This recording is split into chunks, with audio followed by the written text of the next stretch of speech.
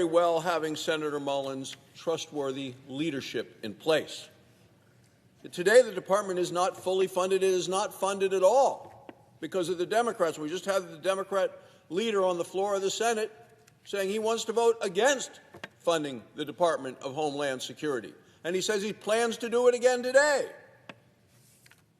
Right now, the Department of Homeland Security is shut down, people are unpaid, and the Democrats are the ones that continue to proudly say that they're the ones defunding it.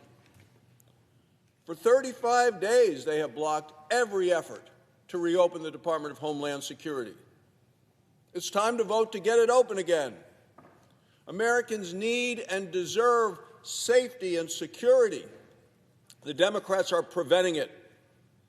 Americans all around the country are in high alert because they have seen multiple attacks by radical Islamic terrorists across the streets of this nation. Americans have died and blood is on their hands. Mr. President, a terrorist forcefully rammed his truck loaded with explosives into a synagogue and a preschool in Michigan. There were staff there, there were teachers there, there were 100 children inside. Had it not been for the quick-acting security guards, many of those inside would have been killed. We later learned that that terrorist brother was a commander in the terrorist group Hezbollah. In their neighboring state here in Virginia, Old Dominion University, another terrorist shot and killed a decorated ROTC instructor. In New York City, 2 terrorists threw homemade bombs into a crowd. The terrorists admitted to authorities later that they had hoped to hurt and kill more people than were killed by the bomber in the Boston Marathon. Mr. President, in Texas, a terrorist shot into a crowded establishment. He was wearing a T-shirt that said, "Property of Allah." 3 people were killed. Dozens were wounded. And it's not just the kinetic attacks. It's also cyber attacks. Iran this week launched a major cyber attack on a major medical device company in Michigan. Because of that attack, hospitals around the nation had to temporarily pause transmitting vital sign data from patients under treatment. The attacks continue, and the Democrats continue to defund our Department of Homeland Security. Mr. President, the Wall Street Journal noted this week that the cyber attack that we've just witnessed against a medical device company shows the reach of Iran's cyber capabilities. The Department of Homeland Security was set up after the 9/11 attacks in 2001. And they were to prevent all of these kinds of attacks, and the Democrats have shut it all down. Yet because of the department's shutdown of the Department of Homeland Security by the Democrats, our nation is vulnerable to terrorist attacks on multiple levels: physical, cyber. And Republicans stand ready to end the shutdown today. We want to end it today. We're going to vote today. The minority leader was on the floor. He said, well, tomorrow we're going to have a vote about trying to change committee assignments and move something over there and move it around, and we'll just deal with one part of it. Mr. President, the country needs to be protected. The American people need to know that they are safe in their communities. The White House has outlined an entire list of bipartisan solutions to address the concerns that the Democrats have raised.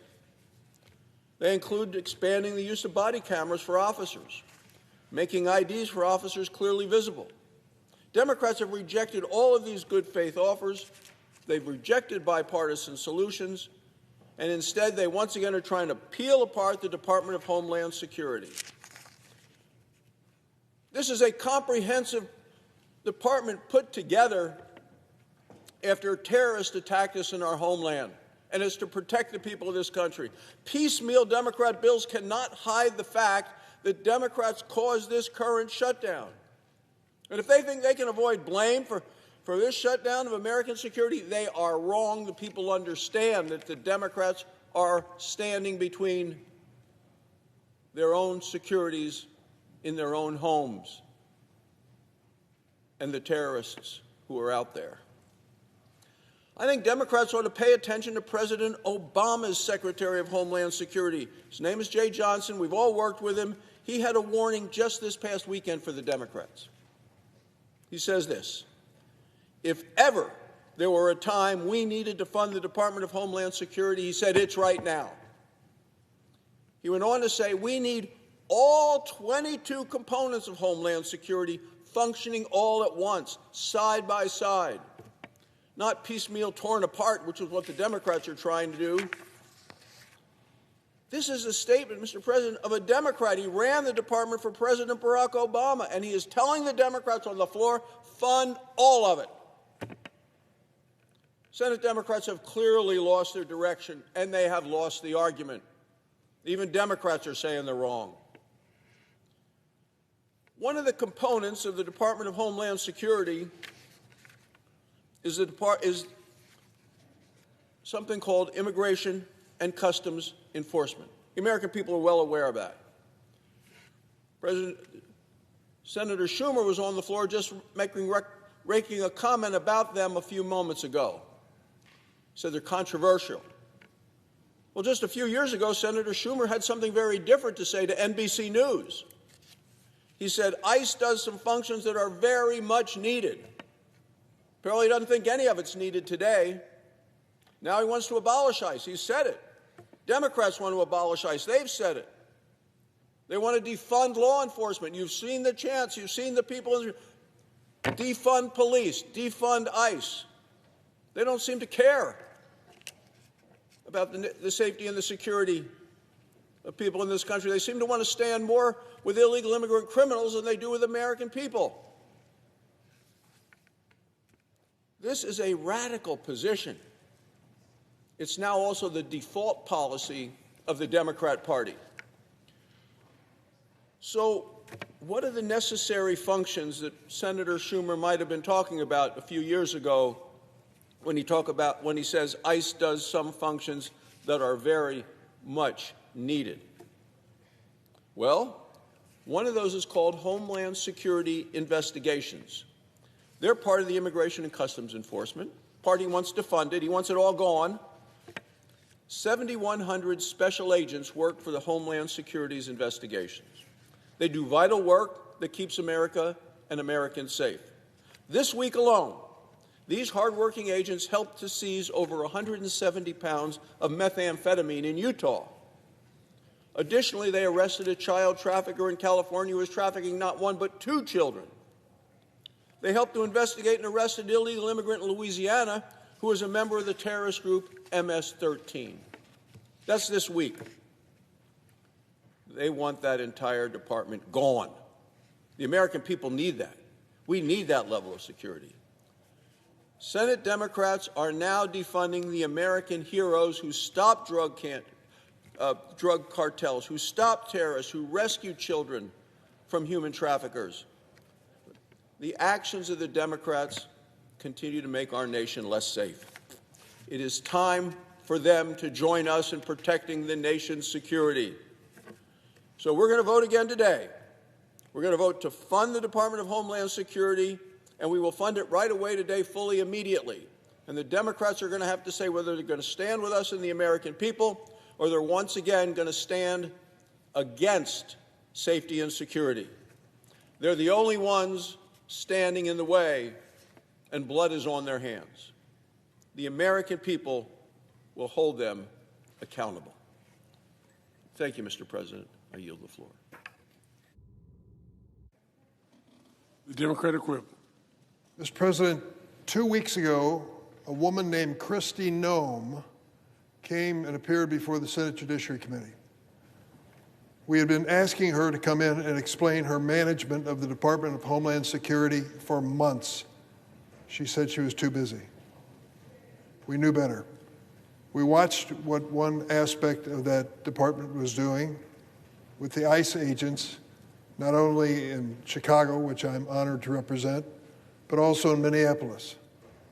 So finally, she weakened and succumbed to our request and basically said, I'll come, we'll do the Senate on Tuesday, I'll do the House on Wednesday, and don't bother me for a while. Didn't work out as she planned. She appeared before the Senate Judiciary Committee and wouldn't answer questions directly to her about the management of the department and things that she had said and done. The Achilles heel turned out to be a $200 million publicity stunt, which she had bilked the taxpayers out of so that she could travel around the country by television and by social media, riding horses, appearing before Mount Rushmore, and she said the president approved it. The next day, she appeared before the House Judiciary Committee and had a similar experience. By the end of the day, she was finished. 2 weeks ago, the head of the Department of Homeland Security, Kristi Noem, was fired by President Trump. Clearly, there's something wrong in that department, and it starts with ICE. This paramilitary force that showed up in the city of Chicago and across the United States and has killed at least 2, maybe 3 innocent American citizens. Their charge was to go after criminals who managed to sneak across our border and live in the United States.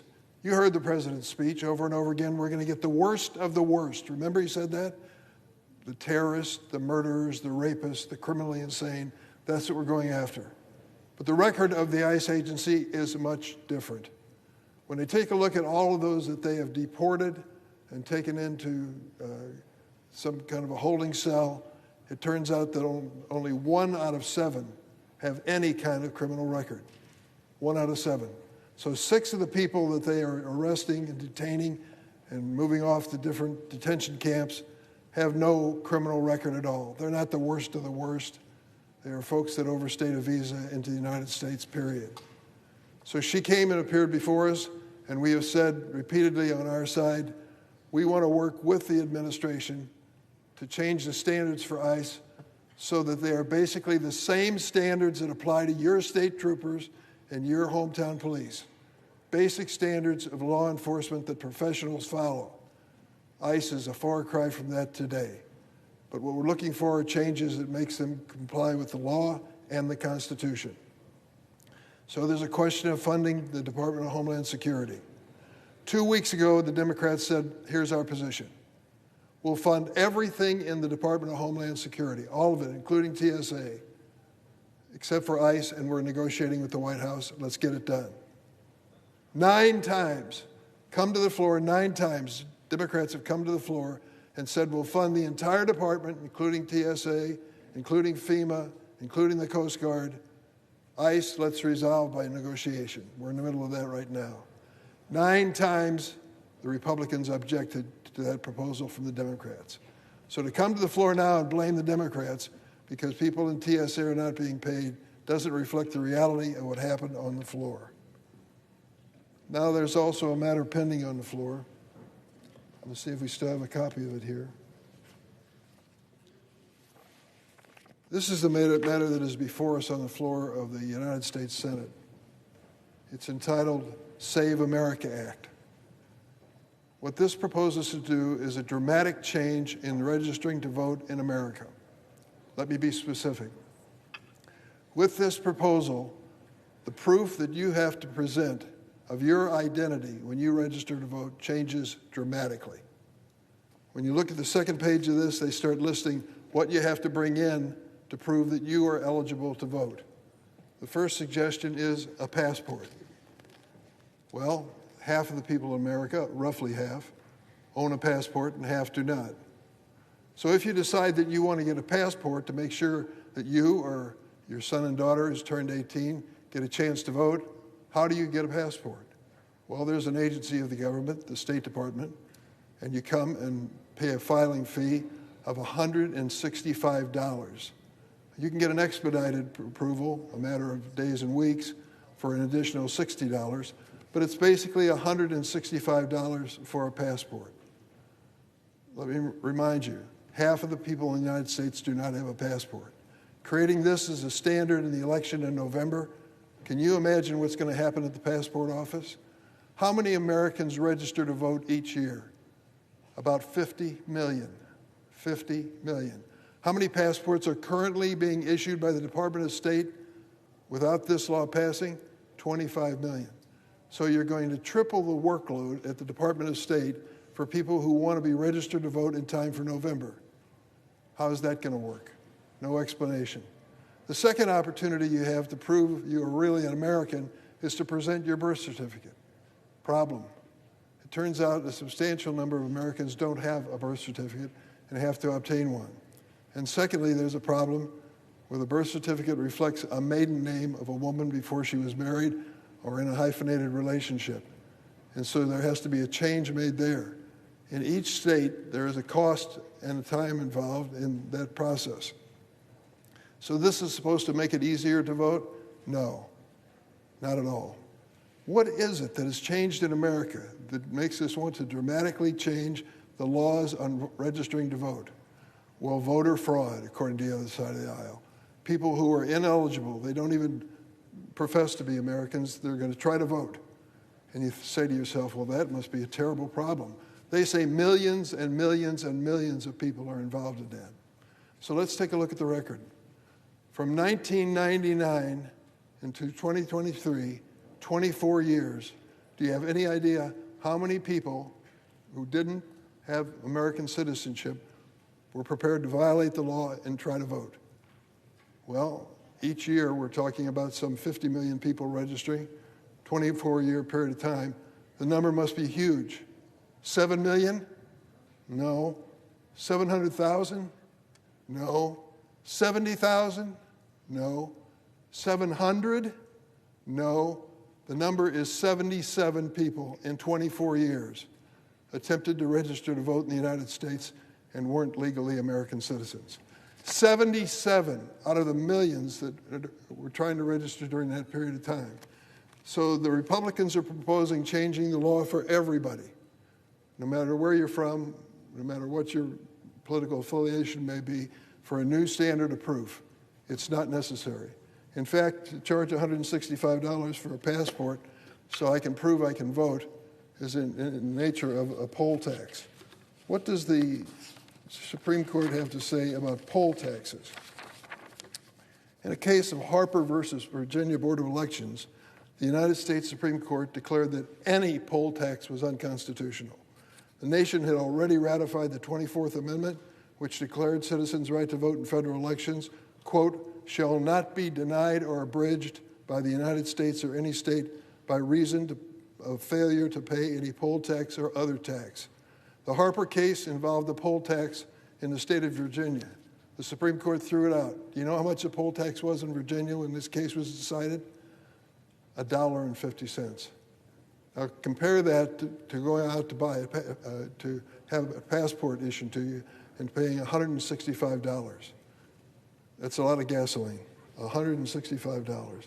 In striking this fee down, Justice William Douglas said, the right to vote is too precious, too fundamental to be conditioned on whether somebody has $1.50 in their pocket. Yet the Republicans are trying to make this the basic standard, a passport, the most acceptable standard under their bill. Let me conclude by saying a word about the situation in Iran. We kept asking the administration what their goals were with the invasion of Iran. Do you remember the public hearings, the congressional hearings, where they sent in the Secretary of Defense, Secretary of State? They were interrogated by senators and congressmen from both political parties and asked to explain why we invaded Iran. The reason you don't remember is it never happened. We invaded this country without any congressional debate. We are bound by a Constitution which says in Article 1, Section 8, it is Congress that declares war. And yet we had no explanation formally from this administration and no opportunity to ask basic questions. I'll close with this. 22 years ago, there was a vote in this chamber, a vote to invade Iraq. If you remember, we had a fulsome debate before that happened.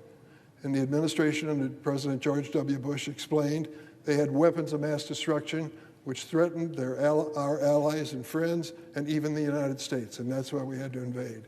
I was skeptical of that. I was one of 23 senators who voted against the invasion of Iraq 22 years ago. 1 Republican and 22 Democrats. We voted no. It turns out to be the best vote I ever cast. When we sent our forces in there, Saddam Hussein was swept aside quickly, and then they started looking for weapons of mass destruction and found none. None. And here we go again. a $200 billion first appropriation for this war. $200 billion. Just a portion of that money had been saved for health insurance premiums, helping people pay them in the United States. Some 24 million Americans wouldn't be facing a dramatic increase that they can't afford in their health insurance premiums. $200 billion is what President Trump is asking for. It's time for us to have that debate we didn't have before the invasion. Madam President, I yield the floor. Madam President. Senator from Washington. Thank you, Madam President. Madam President, we are negotiating right now over much-needed reforms for ICE and Border Patrol. The reality, which I think we do all understand, is that we are still very far apart.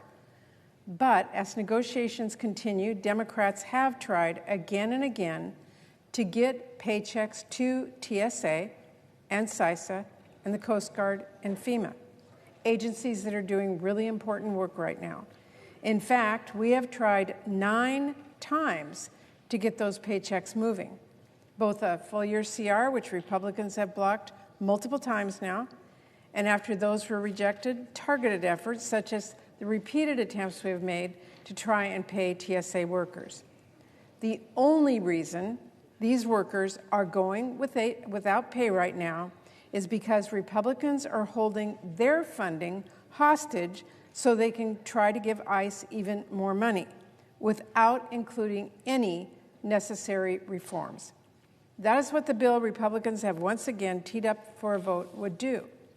So Republicans are saying, we will not let you give TSA or other important agencies a single dollar unless you let us shovel billions of dollars to ICE and Border Patrol, which are already sitting on billions of dollars. Think about how absurd that is.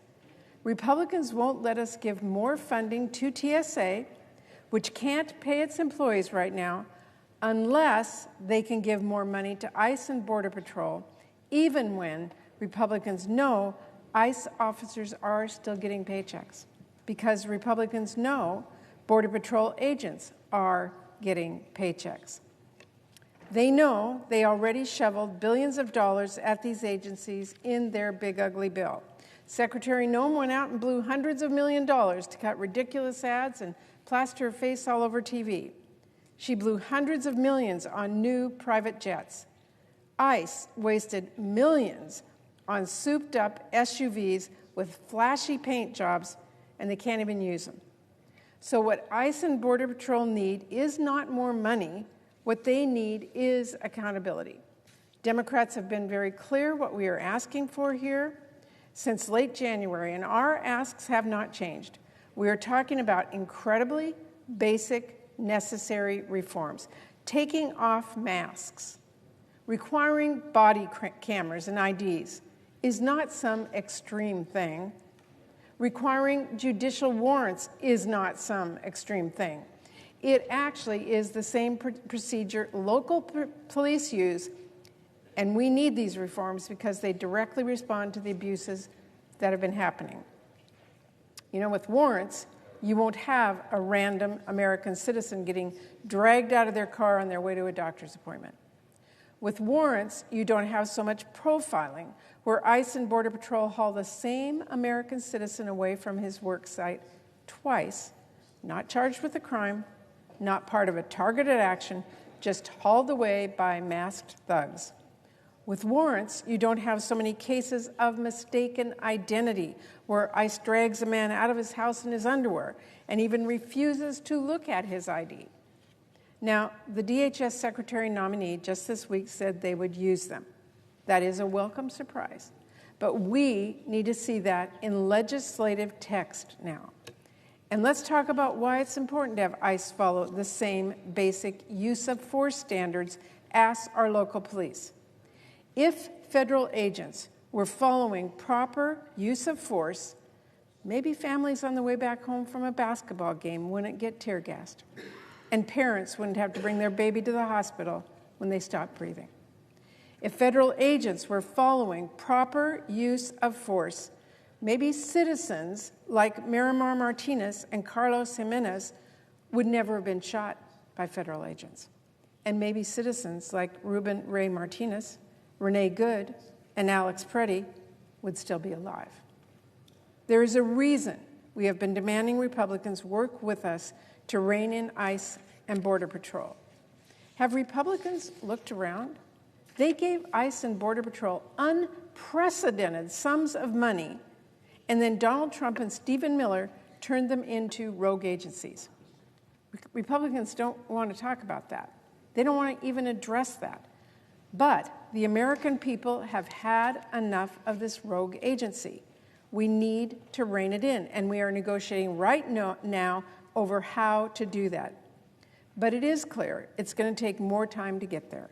And we need the White House and we need Republicans to finally address these key reforms. But there's no reason to make TSA wait for their paychecks. Absolutely none. Democrats are eager to break the logjam and fund agencies like the TSA and Coast Guard and FEMA and CISA. The offer to fund these while we keep negotiating stands. I'm even ready to make it happen on a temporary basis while we continue working on reforming ICE and Border Patrol if that's what's needed. But so far, Republicans have responded to that offer with the same message they're going to send today. Republicans are saying, no, we will not give you any TSA funding, none, unless you shove billions of dollars at an agency that we already gave billions of dollars to. No, they're saying, we will not let you send out TSA paychecks unless we can give a blank check to ICE, which is already sending out paychecks. Well, Madam President, let me be clear. We are not going to give Stephen Miller a blank check as this bill would do. I'm not going to stand by and let Republicans shovel more money at a rogue agency without real change in legislative text. Americans are demanding serious reforms, and we are putting our foot down. So I will be voting no, and I urge my colleagues to join me as well. Now, I will say we've had a productive meeting this week with the White House and some of our Republican colleagues, but Madam President, the basic challenges remain. The White House and Republicans need to work with us to address these key reforms, and to that end, my colleagues and I remain focused on the White House coming forward with a proposal that really addresses the major concerns I've outlined here today. Thank you, Madam President. I suggest the absence of a quorum. Clerk will call the roll. Ms. Alsobrooks.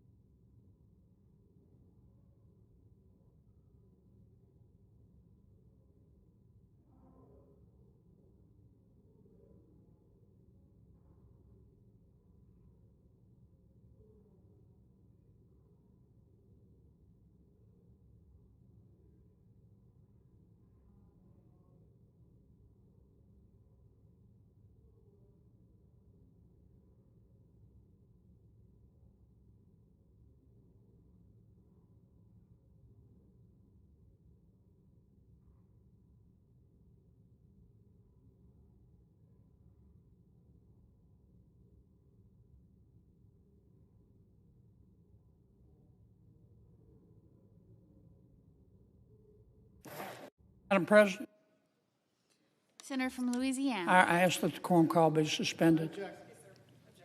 Objection is heard. Ms. Baldwin.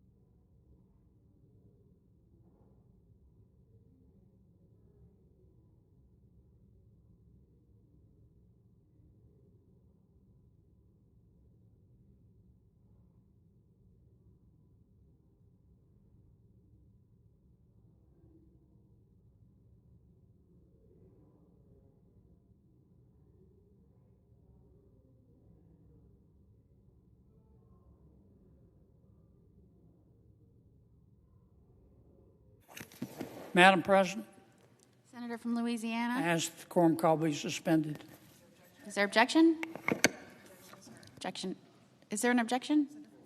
Senator from Washington objected. Objection is heard. Mr. Banks. Madam President, Senator from Louisiana. I'll be back. I hear you.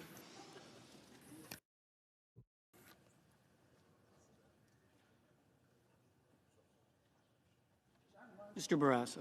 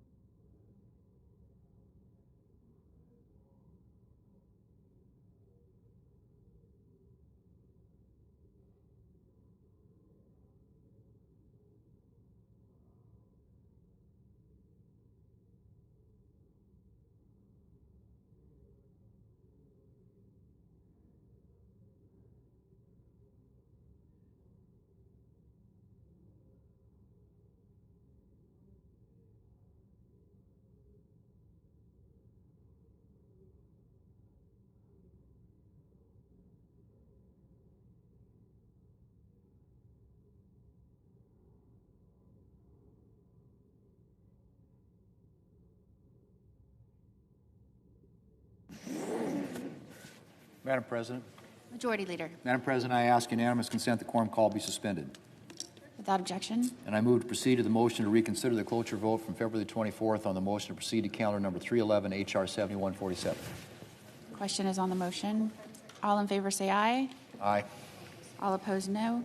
The ayes appear to have it. The ayes do have it. The motion is agreed to. Madam President, I move to reconsider the cloture vote on the motion to proceed to calendar number 311, H.R. 7147. Question is on the motion. All in favor say aye. Aye. All opposed, no. The ayes appear to have it. The ayes do have it. The motion is agreed to. The clerk will report the motion to invoke cloture. Cloture motion. We, the undersigned senators, in accordance with the provisions of Rule 22 of the Standing Rules of the Senate, do hereby move to bring to a close debate on the motion to proceed to calendar number 311, H.R. 7147, making further consolidated appropriations, and so forth and for other purposes, signed by 17 senators. Under the previous order, the mandatory quorum call under Rule 22 has been waived. The question is it the sense of the Senate that debate on the motion to proceed to H.R. 7147, an act making further consolidated appropriations for the fiscal year ending September 30th, 2026, and for other purposes, shall be brought to a close upon reconsideration? The yeas and nays are mandatory under the rule. The clerk will call the roll. Ms. Alsobrooks, Ms. Baldwin, Mr. Banks, Mr. Barrasso, Mr. Bennett, Mrs. Blackburn.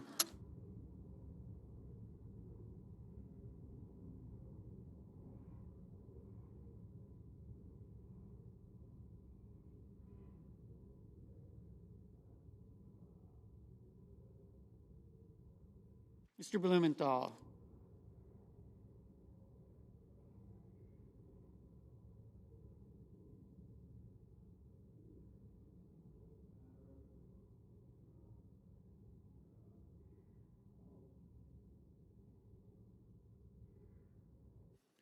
Ms. Blunt-Rochester.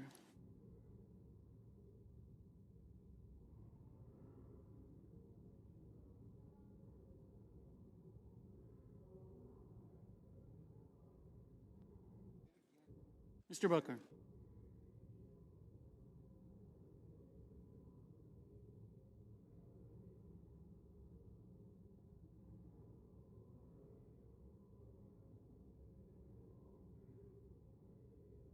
Mr. Bozeman.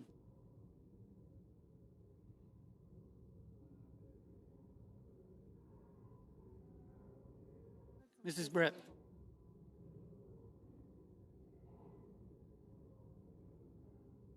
Mr. Budd.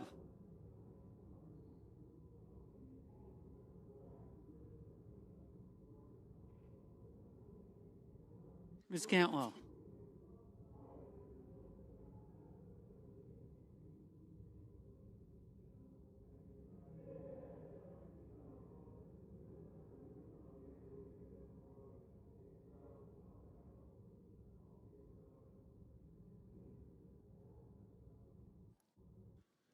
Mrs. Capito.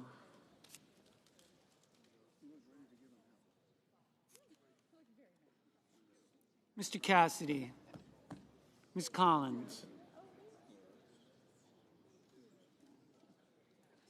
Mr. Coons.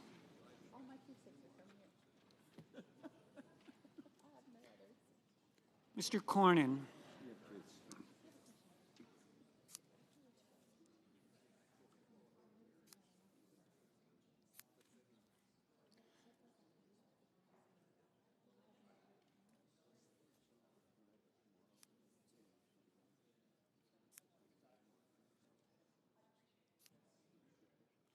Ms. Cortez Masto, Mr. Cotton.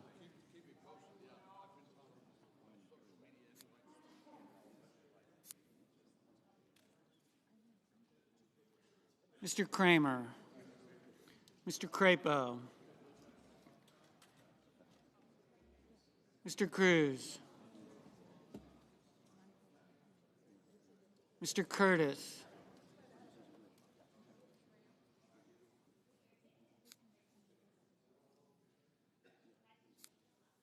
Mr. Daines, Ms. Duckworth, Mr. Durbin, Ms. Ernst, Mr. Fetterman, Mrs. Fisher, Mr. Gallego, Mrs. Gillibrand, Mr. Graham, Mr. Grassley, Mr. Haggerty,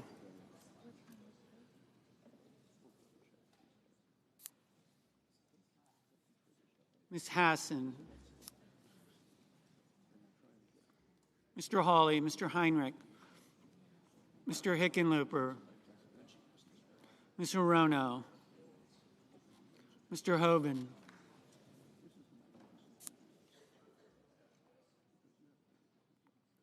Mr. Husted, Mrs. Hyde-Smith,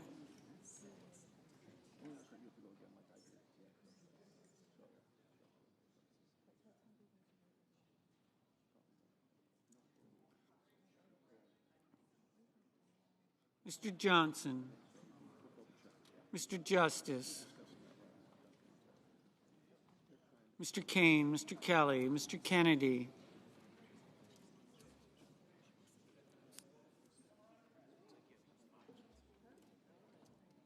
Mr. Kim, Mr. King, Ms. Klobuchar, Mr. Langford, Mr. Lee, Mr. Lujan, Ms. Lummis,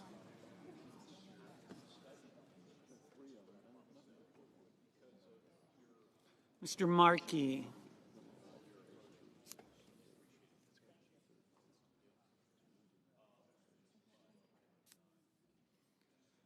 Mr. Marshall, Mr. McConnell, Mr. McCormick, Mr. Merkley, Mrs. Moody, Mr. Moran, Mr. Moreno, Mr. Mullen, Ms. Murkowski, Mr. Murphy, Mrs. Murray, Mr. Ossoff, Mr. Padilla, Mr. Paul, Mr. Peters, Mr. Reed, Mr. Ricketts, Mr. Risch, Ms. Rosen, Mr. Rounds, Mr. Sanders, Mr. Schatz, Mr. Schiff, Mr. Schmidt, Mr. Schumer,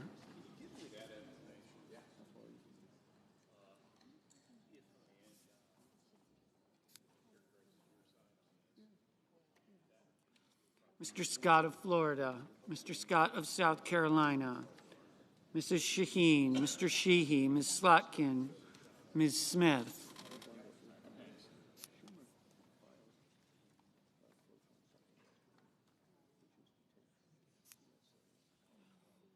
Mr. Sullivan, Mr. Thune, Mr. Tillis, Mr. Tuberville, Mr. Van Hollen, Mr. Warner, Mr. Warnock, Ms. Warren, Mr. Welch, Mr. Whitehouse, Mr. Wicker, Mr. Wyden, Mr. Young.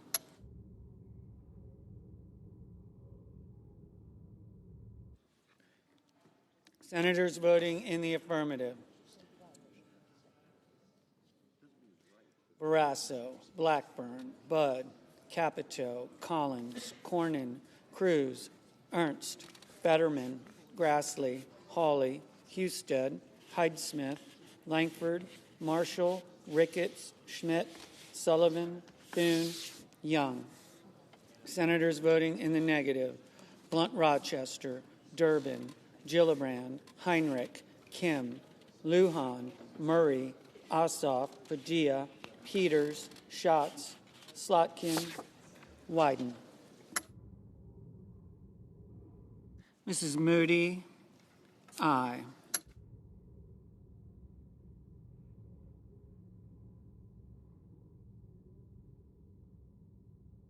Mr. McCormick.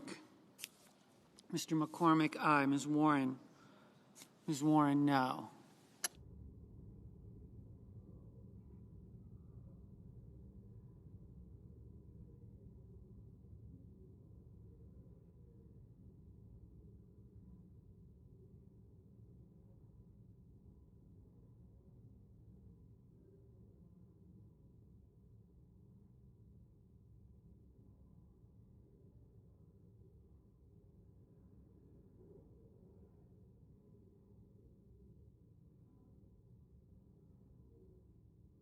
Mr. Murphy, no.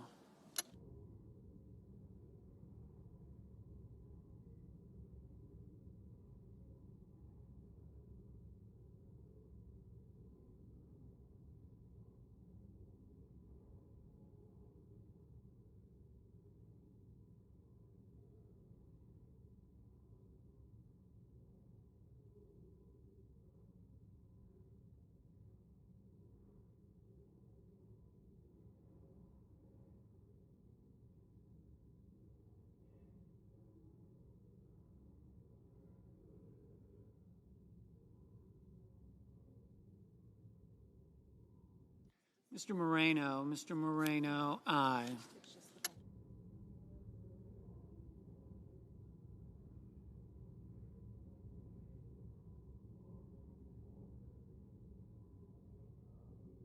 Mr. Graham, aye. Ms. Cortez Masto, no.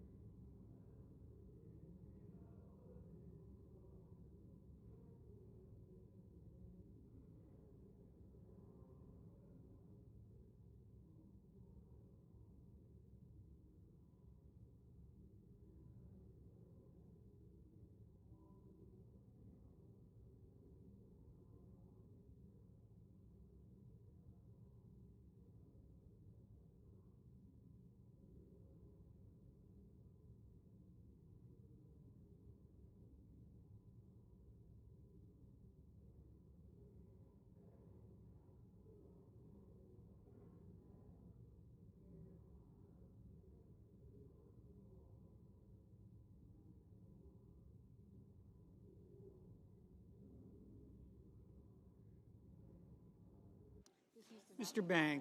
Banks, aye. Mr. Tillis, aye.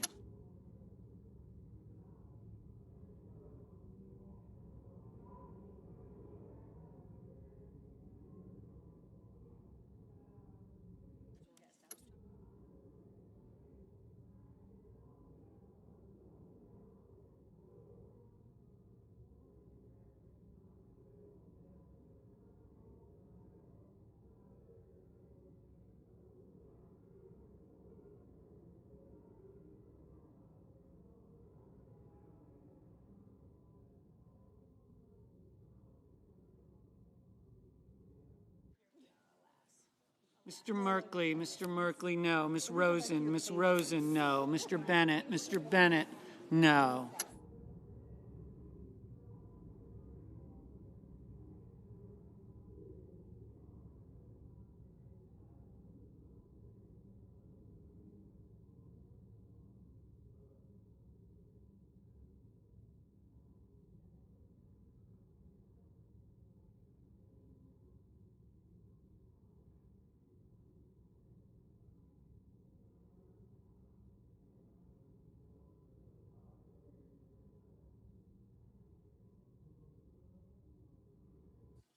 Mr. Sanders, no.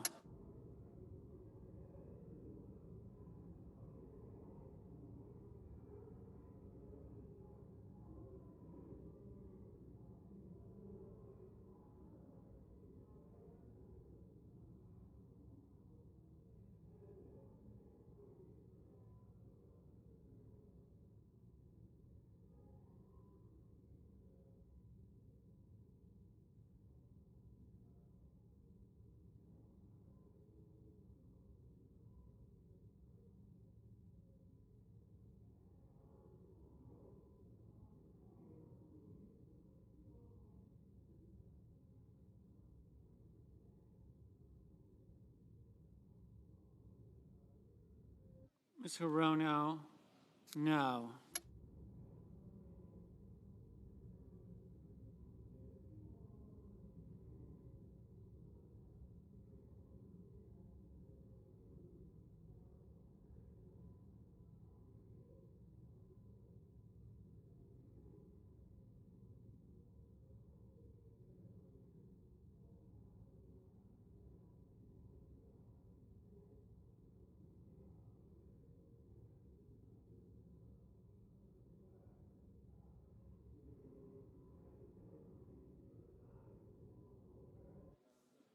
Mr. Markey, no. Mr. Cotton, aye. Mr. Risch, aye.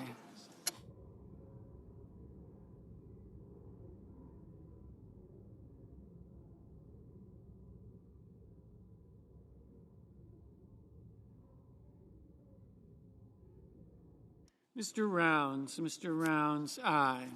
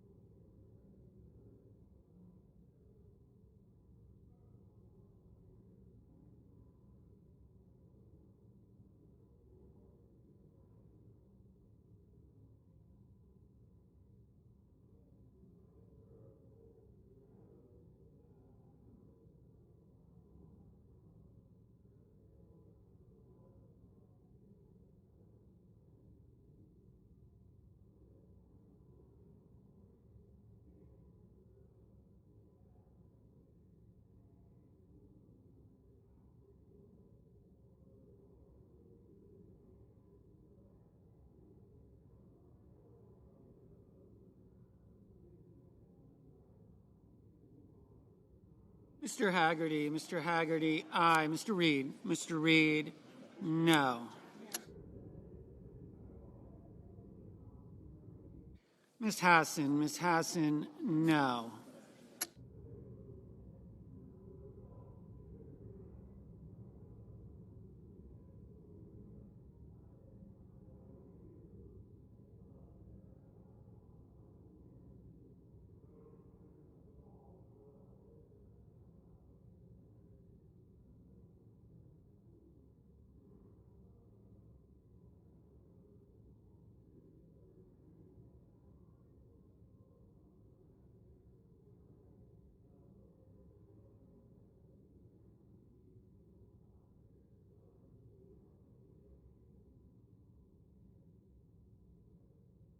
Mr. Johnson, aye.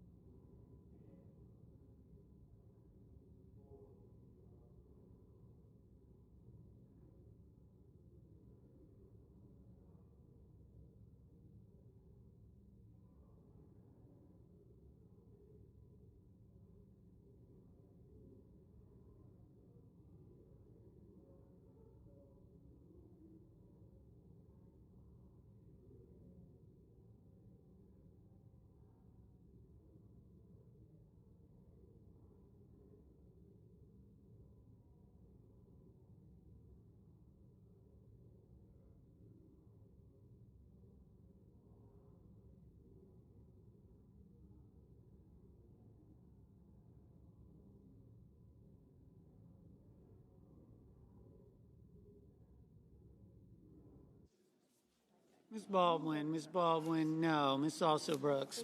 Brooks, no.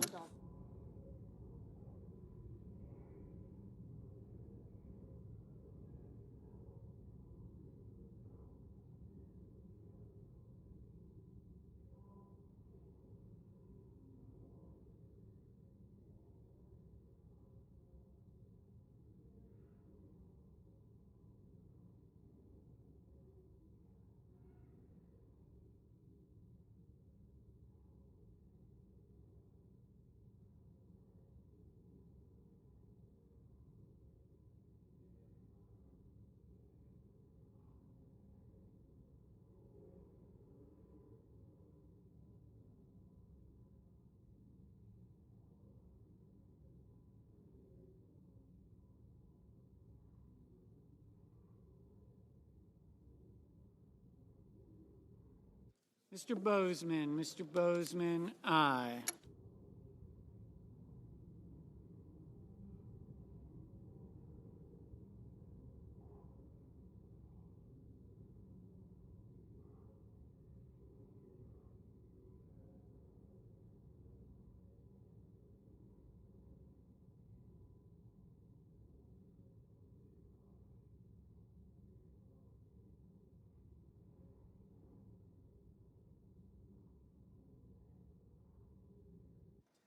Mr. Crapo, aye.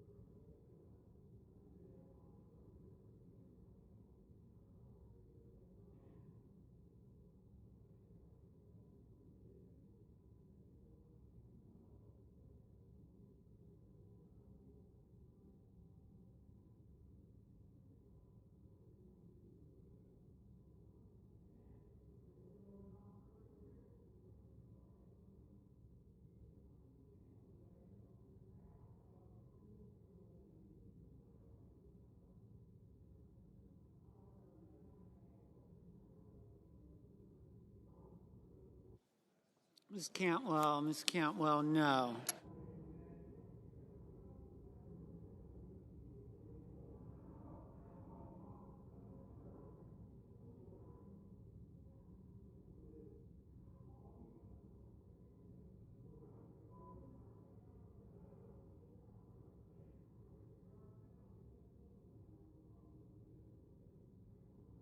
Mr. Hoven, aye.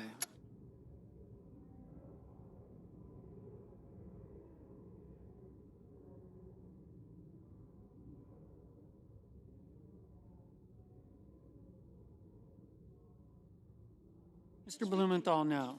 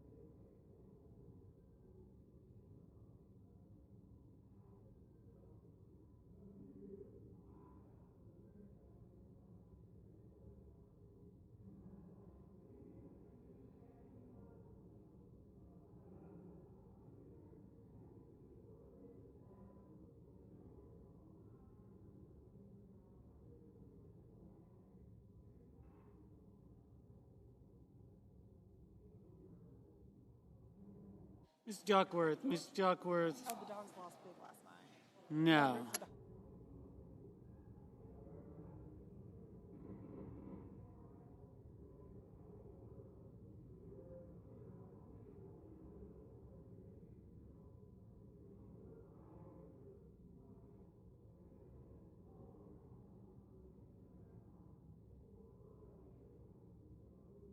Mr. Welch, no. Mr. Curtis, aye.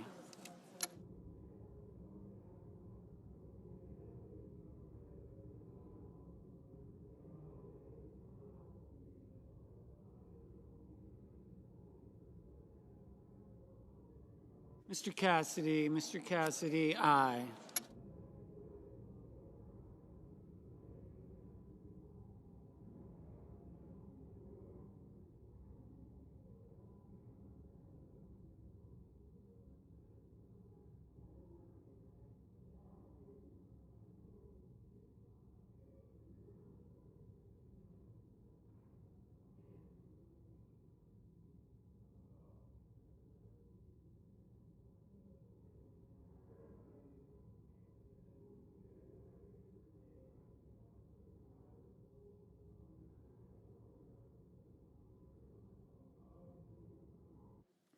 Mr. Scott of South Carolina, aye.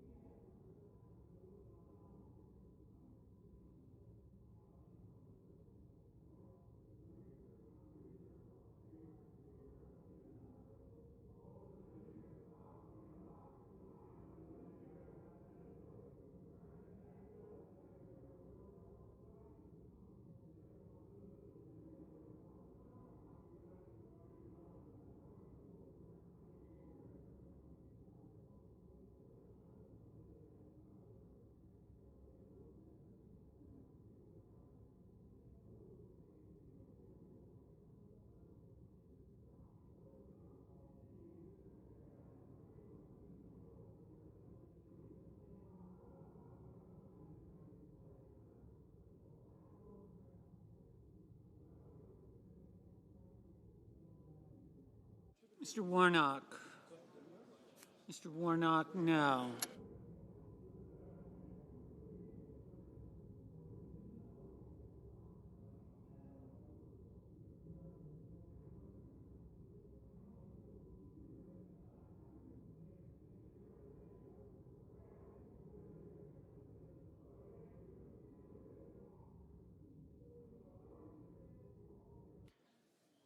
Mr. Warner, no.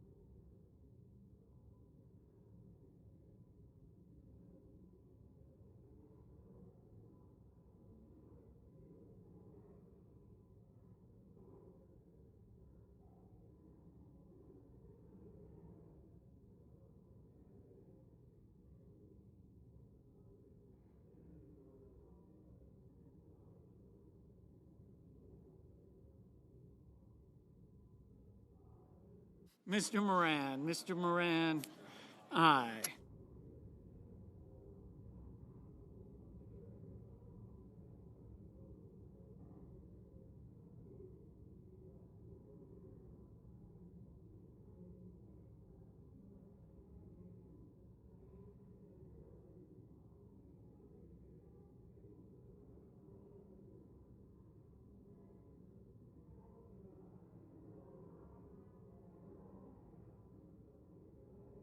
Mr. King, no. Mr. Mullen, aye.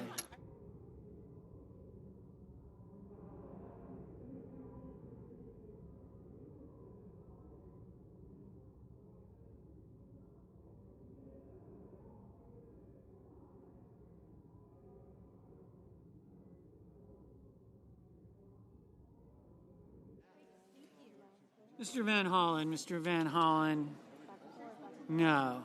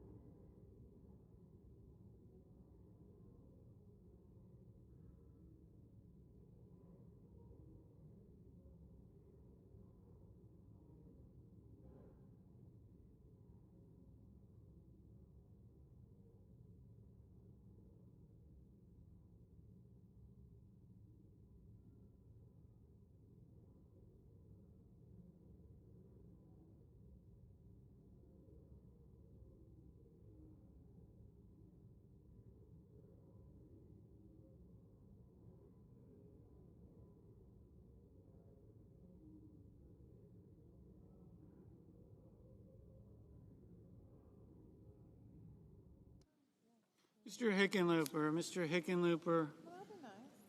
No.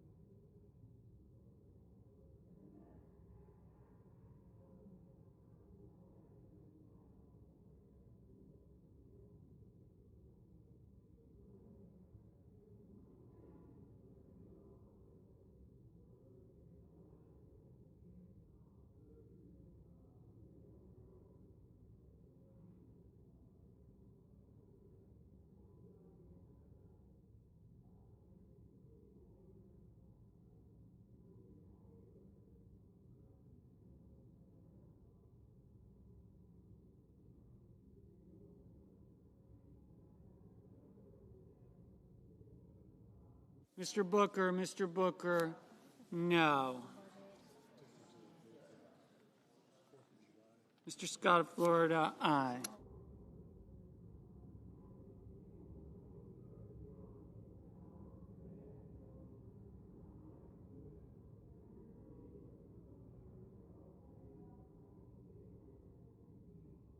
Mr. Kramer, aye. Ms. Murkowski, aye.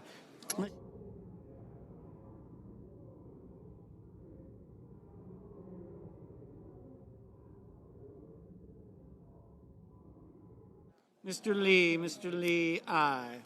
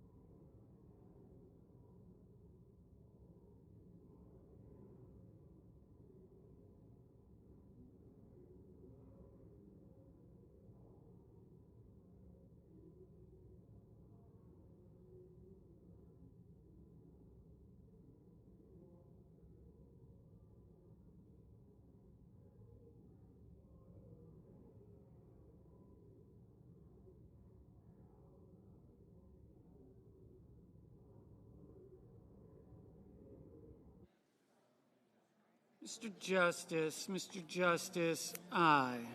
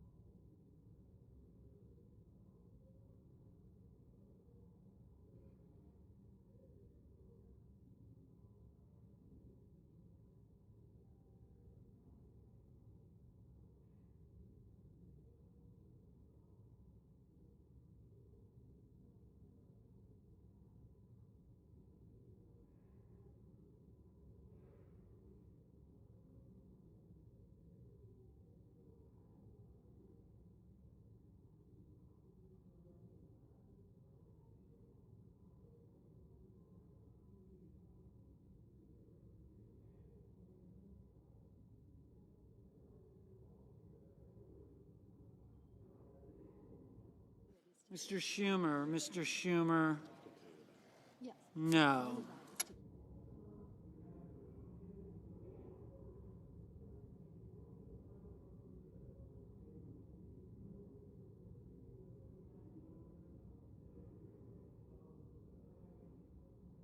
Mr. Kennedy. Mr. Kennedy, aye.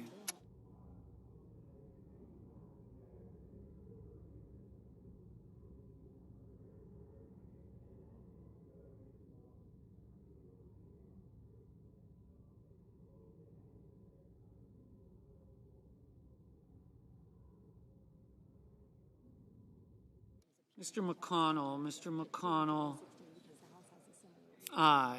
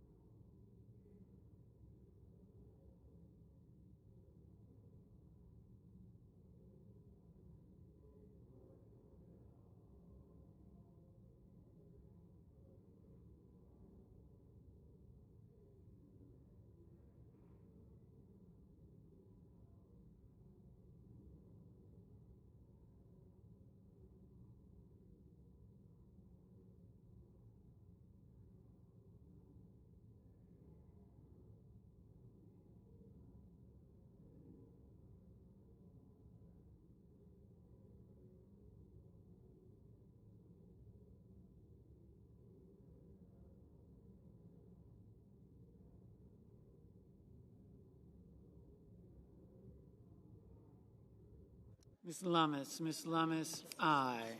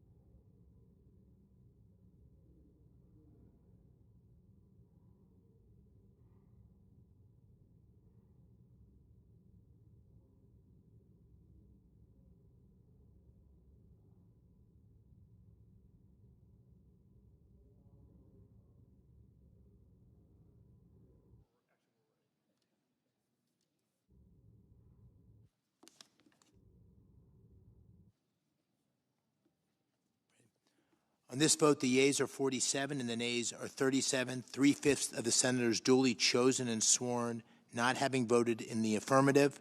Upon reconsideration, the motion is not agreed to. Mr. President. Majority Leader. Thank you, Mr. President. Mr. President, I move to proceed to executive session and consider calendar number 696. The question is on the motion. All those in favor say aye. Aye. Opposed? The ayes appear to have it. The ayes do have it. The motion is agreed to. The clerk will report the nomination. Nomination, Department of Homeland Security, Mark Wayne Mullen of Oklahoma to be Secretary. Mr. President, I send a cloture motion to the desk. The clerk will report. Cloture motion, we, the undersigned senators, in accordance with the provisions of Rule 22 of the Standing Rules of the Senate, do hereby move to bring to a close debate on the nomination of Mark Wayne Mullen of Oklahoma to be Secretary of Homeland Security, signed by 19 senators as follows. Mr. President, I ask consent to reading the names be waived. Without objection. Thank you, Mr. President.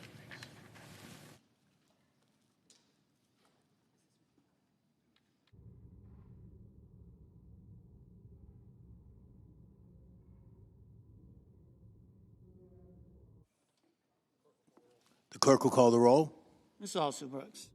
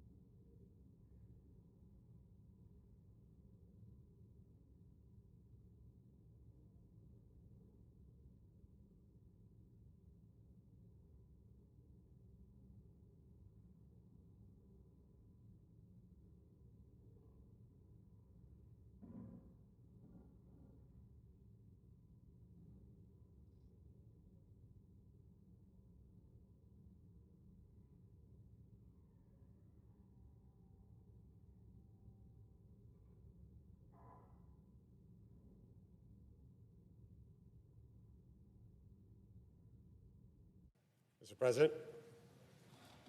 Senator from Ohio. So today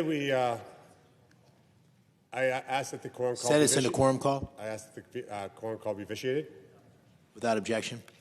Today marks the fifth time that Republicans have asked to end debate and allow us to discuss funding the Department of Homeland Security.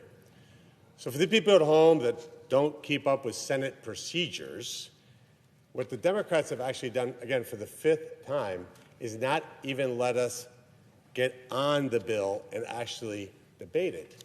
They have refused to allow us to consider the bill, which is a pretty remarkable scenario when you think of the effects. And for those who aren't as familiar, the Department of Homeland Security was created right after 9/11, the attacks of 9/11. I don't know about you, Mr. President, but I know exactly where I was when that second plane hit the tower, because that's when we knew we were under attack. We took a bunch of the agencies that are charged with protecting this country and put them into this very, very large agency that today employs 260,000 Americans.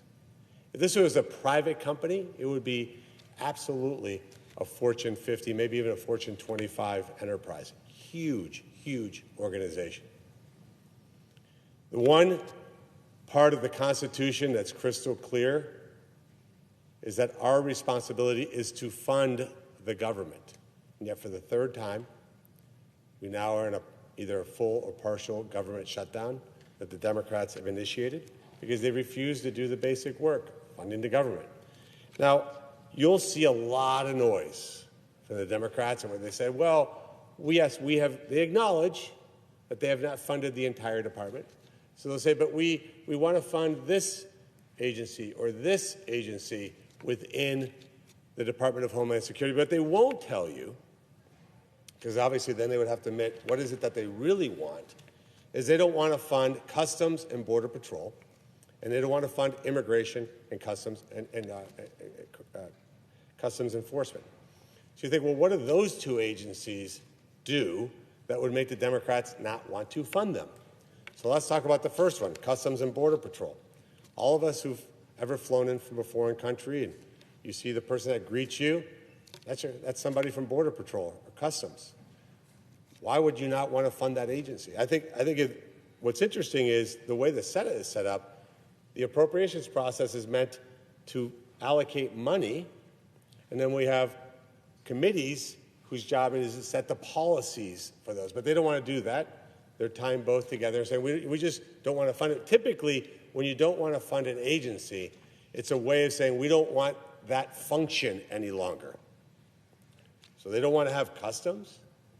They don't want to have people inspecting packages. We're in the middle of deep hostilities with a very savvy adversary, and you don't want to have somebody guarding our border, checking our ports, making sure these containers don't have hazardous materials. We've all seen the movies. Those are the people from Customs and Border Patrol. I haven't heard one rational explanation from my Democrat colleagues why on earth they would not want to fund Customs and Border Patrol.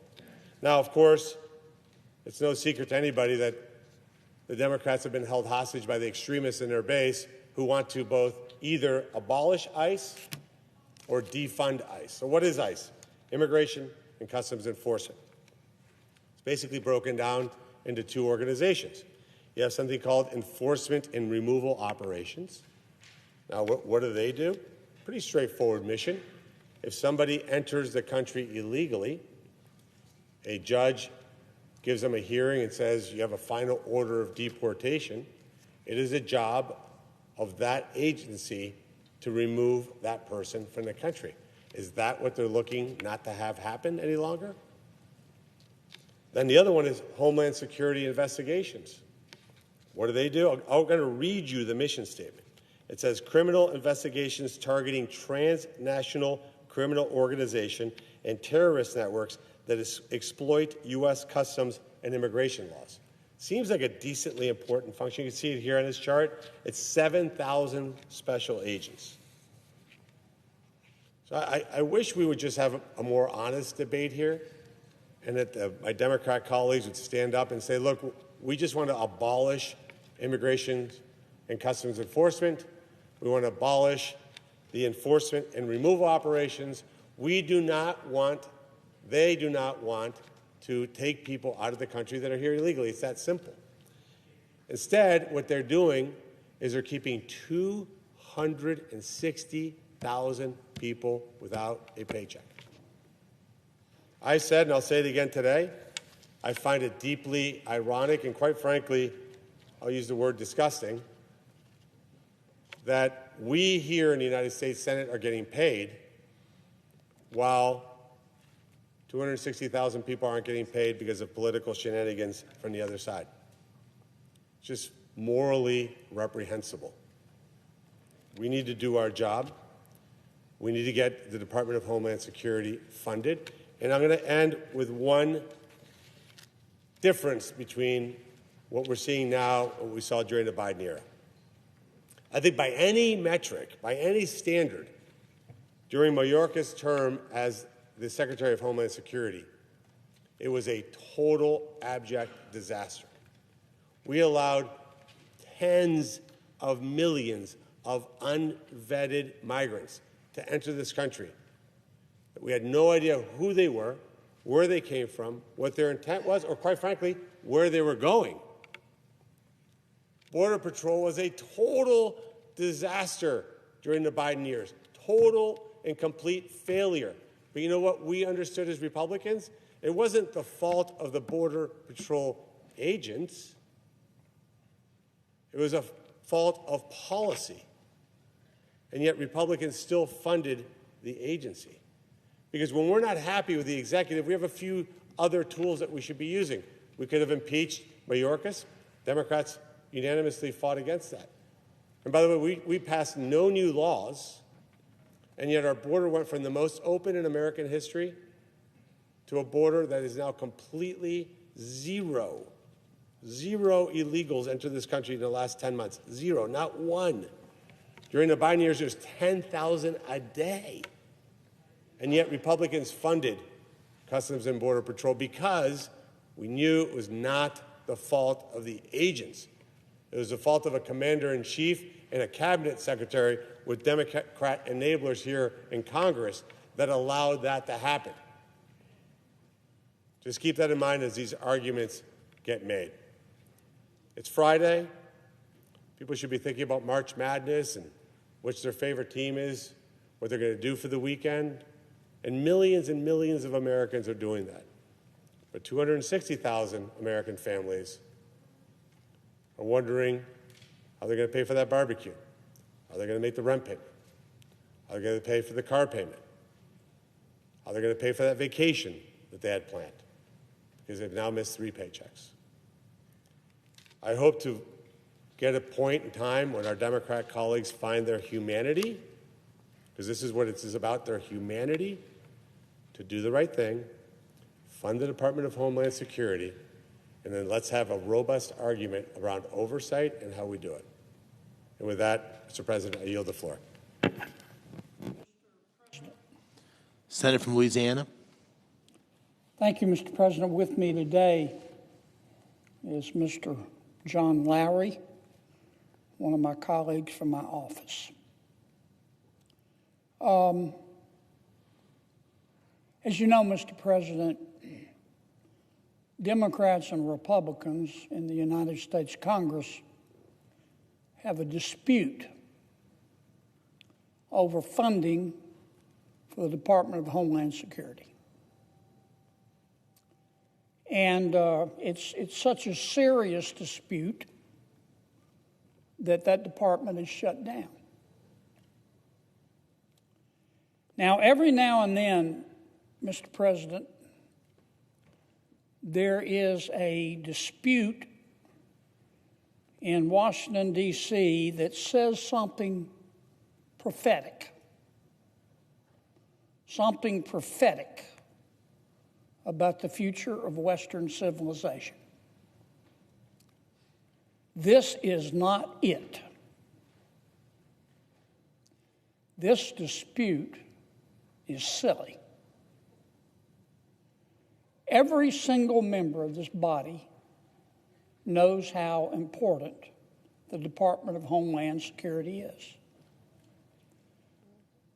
Most people recently think of Homeland Security as border security and ICE, interior security of our immigration laws. But Homeland Security is responsible for so much more. FEMA is part of Homeland Security. It's shut down.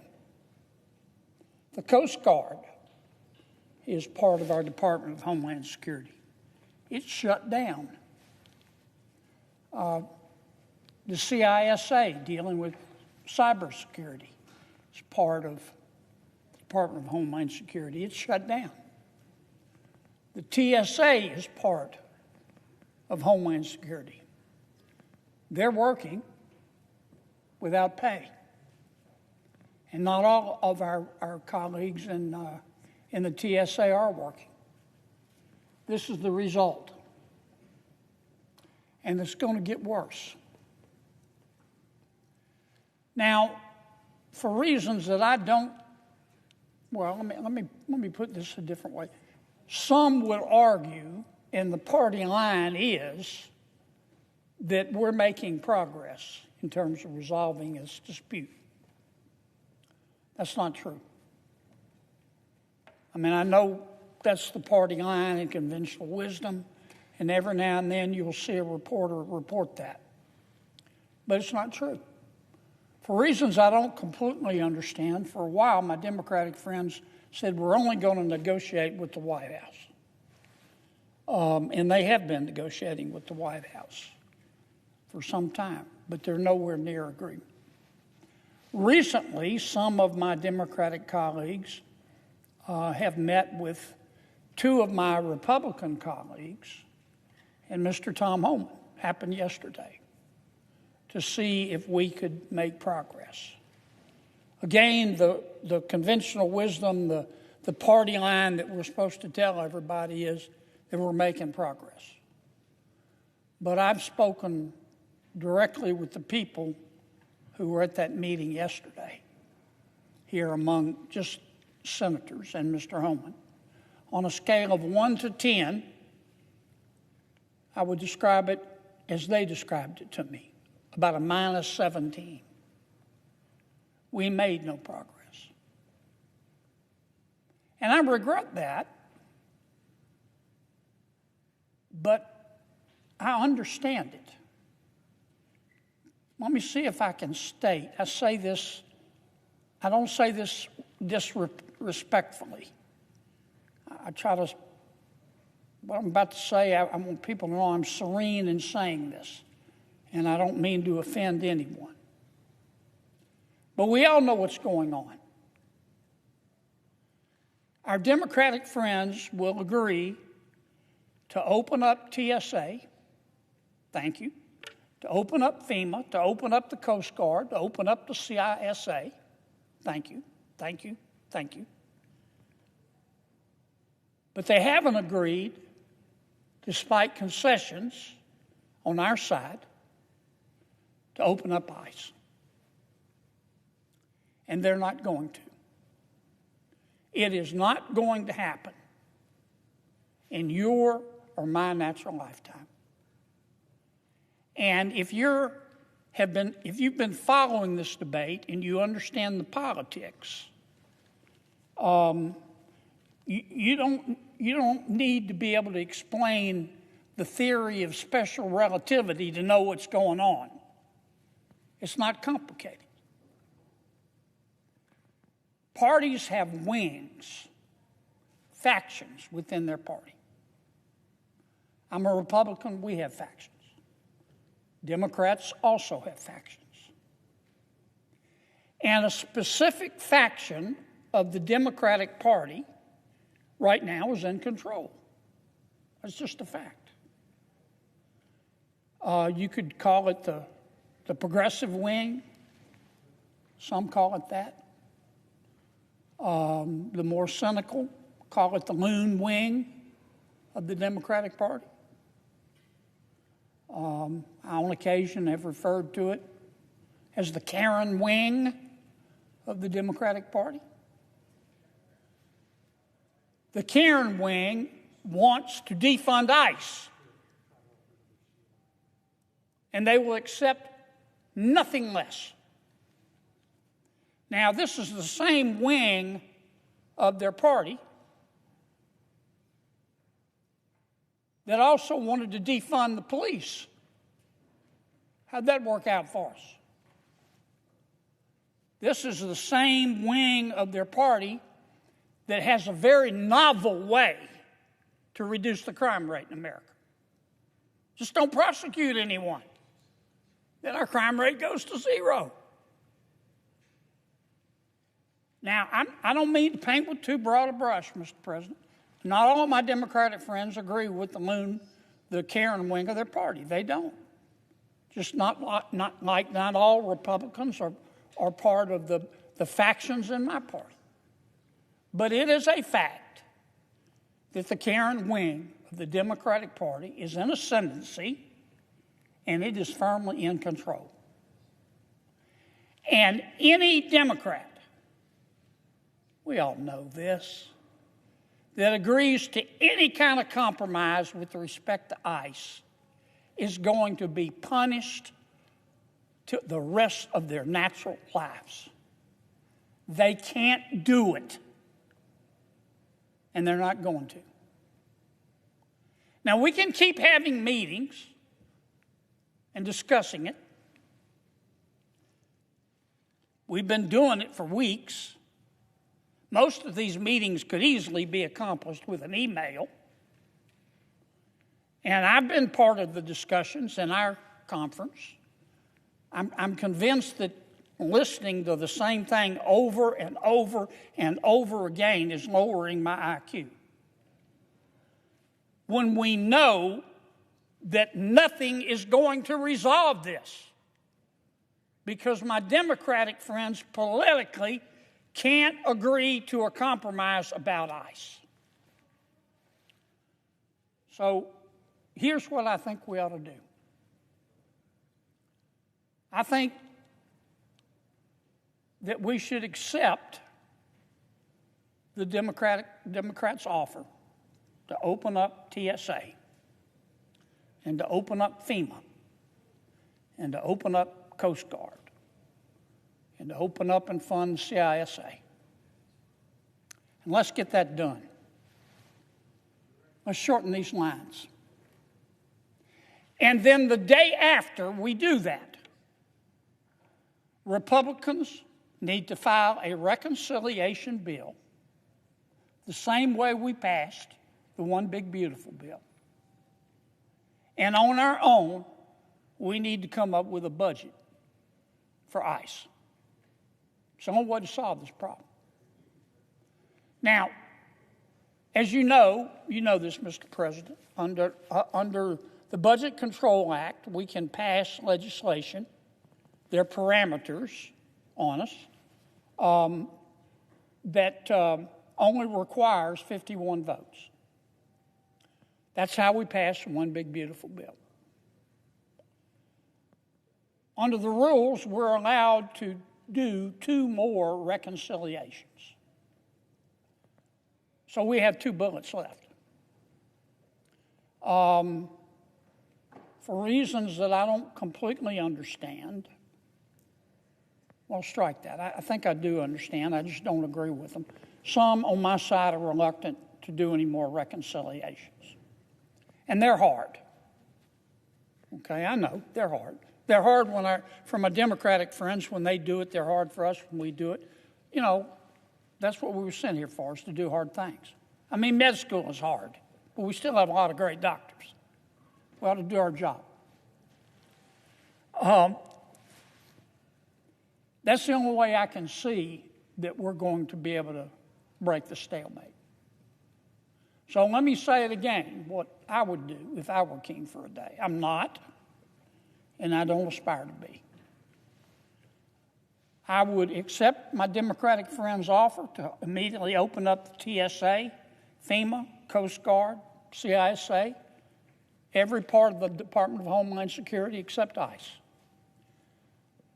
I would stop looking reality in the eye and denying it and accept the fact that my Democratic colleagues, because of their internal politics, will never be able to reach an agreement with respect to ICE. It is not gonna happen. In the meantime, these lines get longer. So once we confect that agreement with our Democratic colleagues, the very next day, we start a resolution in the Budget Committee, and we do a second reconciliation bill, and we fund ICE and border security, what's still shut down, and Homeland Security like we want to. I would welcome my Democrats to work with us on a bill, but they're not. We only need 51 votes to do it.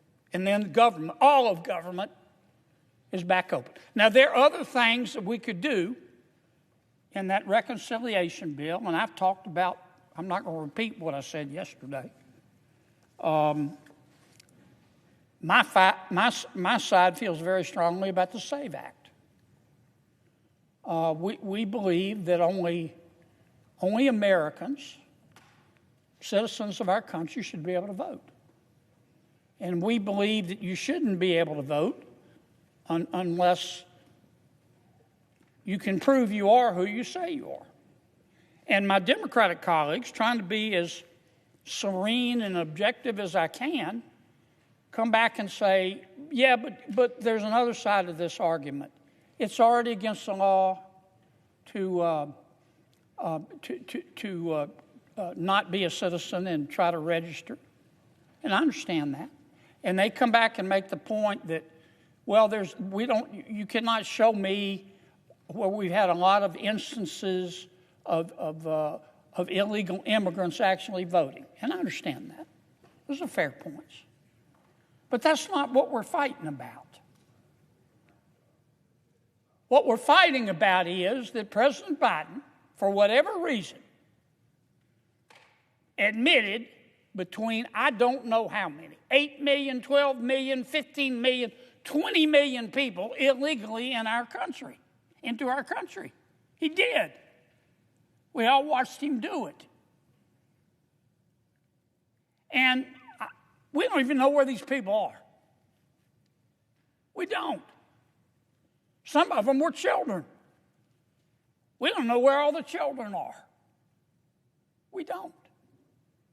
And I'm not saying all of those folks were bad people. I'm not saying that. A lot of them were economic migrants. They just want a better life, and so they want to come to America. They chose not to do it through legal immigration. If they would do it legally, we could consider admitting them. We admit 1 million people a year of our world's neighbors to become American citizens. But they came illegally because, frankly, President Biden said do it. And they did it. Not everybody was Cinderella who came in. Some people who came in were criminals.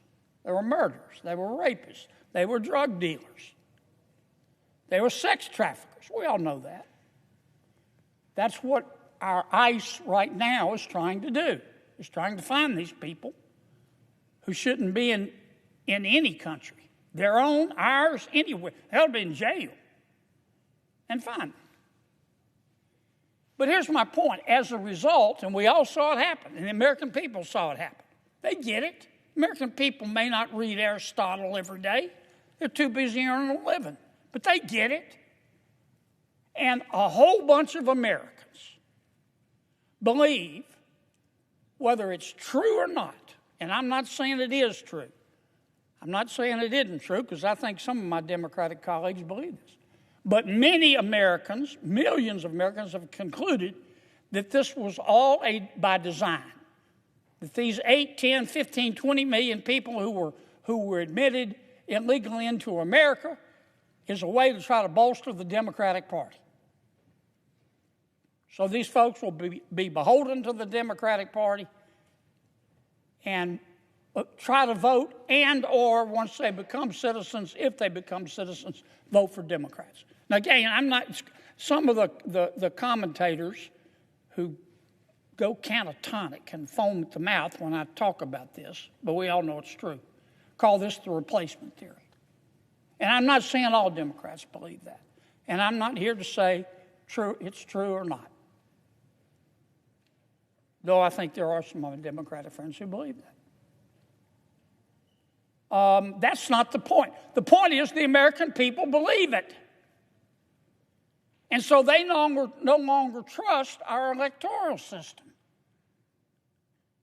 And our elections are not worth a damn if people don't accept the result. And if they don't trust the system, they're not going to accept the result. And that's why we're moving the SAVE bill, the SAVE Act. I support it unconditionally. We're going to have difficulty passing it. That much is clear. So, either as part of the reconciliation bill, for us to get ICE back up and running, I would include the SAVE Act as part of that reconciliation bill as well. We wouldn't need 60 votes. We wouldn't need 55 votes. We'd only need 51 votes. We passed one big, beautiful bill with 50 votes and the vice president breaking the tie. And I feel like I'm repeating some of what I said yesterday. Some of my colleagues are going to say, Kennedy, you know, you need to back away from the crank. You can't do this, the reconciliation. And I say you can't do the SAVE Act, the reconciliation. And I tell them I've been here 10 years. And we can do what the parliamentarian says we can do. And I have seen measures get approved under the Budget Control Act, we call it a bird bath, get approved that I thought didn't have a chance. And I've seen others not get approved that were slam dunks. As I said, I'm in the minority on this, even among my Republican colleagues. I don't mean this to sound bad, but sometimes the majority just means all the fools are on the same side. I'm not calling my colleagues fools, but I am saying this is worth a try. I'd go get a really smart lawyer and ask them to help us craft a SAVE Act that can survive a bird bath. And I would do those two things in reconciliation, or at least open up ICE through reconciliation. We won't need to do it with Democratic support. I've been thinking about this for a while. Senator Cruz talked about this eloquently, much more eloquently than I can at our luncheon yesterday. I hope Ted will come down and share with you at some point his thoughts on it. He's one of he and I see Senator Cornyn here. They're two pretty smart lawyers that could help us craft something. And I just wanted to come spend a few minutes offering my point of view on that, Mr. President. And I thank you for hearing me out and being serene and patient and all that other good stuff. With that, I yield the floor. Mr. President. The Senator from New Mexico. Mr. President, I came down to the floor to talk about the SAVE Act. But before I do so, I'm reminded that over the last 10 days, my Republican colleagues have blocked paying TSA agents at least on 5 occasions. The number 5 was used earlier to talk about some other procedure. But on 5 different occasions, Republicans blocked paying TSA agents. Now, I certainly hope that my Republican colleagues who are not in Washington, D.C. today, because anyone watching C-SPAN or the proceedings earlier might wonder why the proceedings were open so long. They were open because my Republican colleagues are worried that they didn't have quorum. They talk about 51 votes for one thing or another. They're not here today. So what I would ask my Republican colleagues, wherever you are in America, I hope you're with family, that when you go to the airport, and you walk by those TSA agents and you have the courage to tell them why you blocked paying them. This could have been done. I very much appreciate the words of my colleague from Louisiana just a few moments ago. Any one of them could offer unanimous consent right now. I'd agree to it. And I bet my life that one of my Republican colleagues would object to paying the TSA agents if it was offered right now.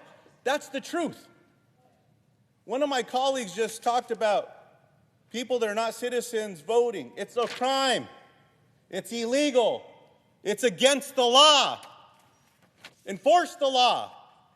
If there's a concern about something that's happening, then stop it. I'm surprised one of them has not offered a piece of legislation that says that the American citizen should stop at a stop sign. Maybe that's not the law just yet. We should be clear about that if that's what we're trying to do here. But come on, man. If there's disagreement, stop holding these other folks hostage. Pay the TSA agents, get FEMA funded, get CISA funded, get the Coast Guard funded. My Republican colleagues were very happy when the president was doing whatever he was doing around Venezuela. I asked the Admiral of the Coast Guard if he'd been included by the Secretary of Defense in any of that work. His response was no. That's their job. If there's agreement, let's move forward and get that done. And I appreciated the debate yesterday with my colleague from Ohio and my colleague from Michigan. I thought there was some agreement to say, let's move forward, let's get this done. And I appreciate what my colleague from Michigan said, let's get locked in a room and not leave until we figure it out. That was an old adage from a former governor from New Mexico, Bruce King. Bruce, who was a cattle rancher, always said, lock them up in a barn and don't let them out until they can figure things out. Maybe we should do that. Well, I'm here on the floor today to talk about a piece of legislation that many of my colleagues have been talking about, and the reason that we're here today. We're supposed to be in Washington, D.C. today as United States senators having a debate about a piece of legislation. But again, I hope the journalists up there on the third floor or those that are in the room are writing about the number of Republicans who aren't here. If this is so important to Republicans, where the hell are they? Because they're not here. And someone needs to call this out. Now, I asked the parliamentarian if there were some words that I could use earlier because I've come to the practice of calling some things manure and fertilizer and things, but I found out today that I can say bullshit on the Senate floor. And maybe it's about time that some of us do this. Because, come on, y'all, if this is important enough to be here, then get your colleagues back to Washington, D.C., and let's get to work because they're not here. I'll yield to you. Thank you. Thank you. Are all of your Democrat colleagues here? Because by our count, there's 9 missing. Senator Moreno, it takes 51 votes for you all to move in any of your procedures. The Republicans aren't even here for something that's important. So we're willing to call our members back. Are you willing to call your members back from the California fundraiser that they're doing this weekend? I think everyone should be back here. I'm here, sir. So I look forward to you having your 9 Democrat colleagues back from the posh California fundraiser. Mr. President. I'd ask all my Democratic colleagues and all my Republican colleagues and all the men, wherever they are, come back to Washington, D.C. Let's do the work. Will you yield for another question? I'll yield in a little bit, sir. I have a lot to say right now. I'll give you a few moments in a bit, Senator. Okay. Look, Mr. President. Senator from New Mexico has the floor. What time, Mr. President? I said the senator from New Mexico has the floor. I appreciate that, Mr. President. Thank you for that. Sometimes I forget the rules around this place. Now, getting back to the SAVE Act, you know, yesterday I was part of a press conference with some of my colleagues, and one of my constituents called me up and said, you know, the name of that piece of legislation should be called Saving Republican Behinds Act. And the reason I think that that holds true is the only thing this is good for is for Republicans to throw a bunch of people off the voter rolls, namely 67 million women across the country who may have changed their last name. Some of them may have gotten married. That's what happens in America. Sometimes we take our partner's name, our spouse's names as well. 67 million women would be thrown off the voter rolls. My Native American brothers and sisters' tribal IDs would not be respected. Many of my Native American constituents were born at home, didn't go to vital statistics. They were born in generational homes. Some of my colleagues in this room also represent First Nations, and they know the truth about this. So throw Native Americans off the rolls, throw women off the rolls. Let's do what President Trump said. President Trump said out loud to a bunch of my Republican colleagues that, I don't know if you were down at his resort or wherever they were, but he told them, if Republicans pass the SAVE Act, it will guarantee that Republicans win in November of 2026. And then he went further. He said, and for the next 50 years. Well, Mr. President, thank you for telling the truth. Thank you for telling the American people what this is all about. Because that's what this is. Now, Donald Trump, when he made those intentions clear, he also said that Republicans should just try to rewrite the rules. President Trump said that Republicans should just take over these elections. President Trump has already threatened insurrection rule here and there. President Trump has also said he's going to send ICE agents across the country to ballot places. There was a hearing this week where Tulsi Gabbard, who's supposed to be in charge of intelligence in America, it's kind of an oxymoron, she was sent down to look for ballots in Georgia. Something about a stolen election in 2020. Now, I look around the room, at least two of my colleagues that are in the chamber right now were here on January 6th. I was here as well. This notion of the president not buying the outcome of the election because he didn't win,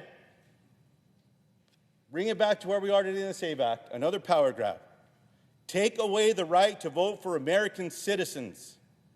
Now, Republicans know something today that I know to be true as well, that the Republican agenda isn't working and that it's bad for the American people. If you don't believe me, go to a grocery store with some of your constituents. Chat with them after church.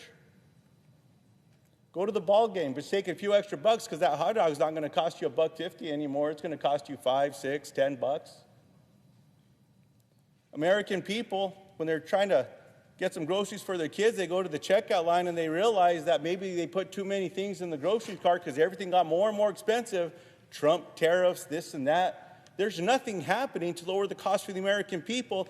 And what I hope my brothers and sisters across the country realize today is that if Republicans in the majority in the Senate want to do something and bring it to the floor, they do it.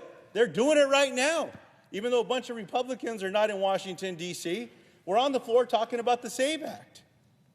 I wish they had the same gumption to lower prices for the American people, to hold this president accountable. Bring that legislation to the floor.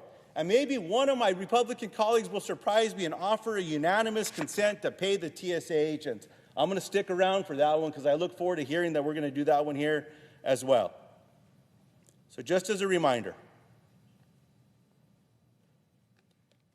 this legislation would also empower the Department of Homeland Security to get their hands not just on Social Security information, on IRS information, but now on voting information.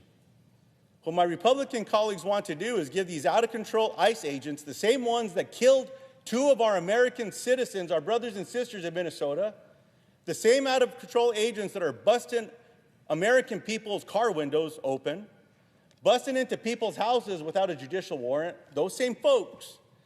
That's what this legislation will do, is hand that nonsense over to them. But look,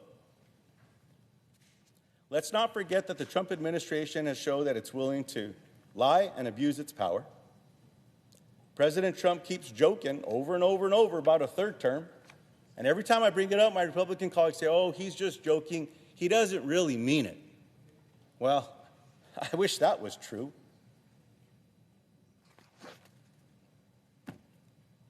I'm going to give some advice to my Republican colleagues, if they're willing to listen.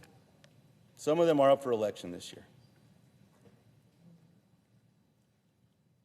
I'm reminded of stories that many of us maybe heard firsthand. I hope all of us have read about a colleague that some of us served with as a member of the House of Representatives. His name was John Lewis. John, a civil rights giant, a civil rights hero, a man who stood arm in arm with strangers to stand for our rights, to make sure that no matter who we were as American citizens, the way we spoke, the color of our skin, where we were from, that we could vote. That no longer would the right to vote be taken away from us. He stood on that bridge in Selma where thousands of Americans were bloodied and beaten and left for death. That John Lewis. The SAVE Act would undo the work of these civil rights activists and giants that fought for all of us. Now, in our democracy, voting should be accessible for every eligible American, no matter who they support. What congressional Republicans only want to happen is you can vote in America, but only if you vote for them. So here's my advice. If Republicans want to win some more elections, they should stop taking food away from seniors, children, and veterans. That's something we should agree on. They should stop taking away tax credits that make health care more affordable for millions of Americans. I'm not even going to remind you all of my fight 4 years ago when I survived a stroke, of how hard it is to get care and how expensive it is. Maybe stop emboldening untrained ICE agents from smashing in American car windows and illegally entering American citizens' homes to kidnap American citizens. That's probably good too. And stop leaving behind our farmers and ranchers. Enough with the Band-Aids. Let's work on some things together here. The farm bill is something that we could still do, and I hope we do it. Stop allowing this president to keep raising prices on families with tariffs and illegal wars. That's something that a lot of my colleagues agree on. Some of them have voted to stop this stuff. So, to my Republican colleagues, if any of you are still wondering how I'm going to vote on this bill, I'll be voting no.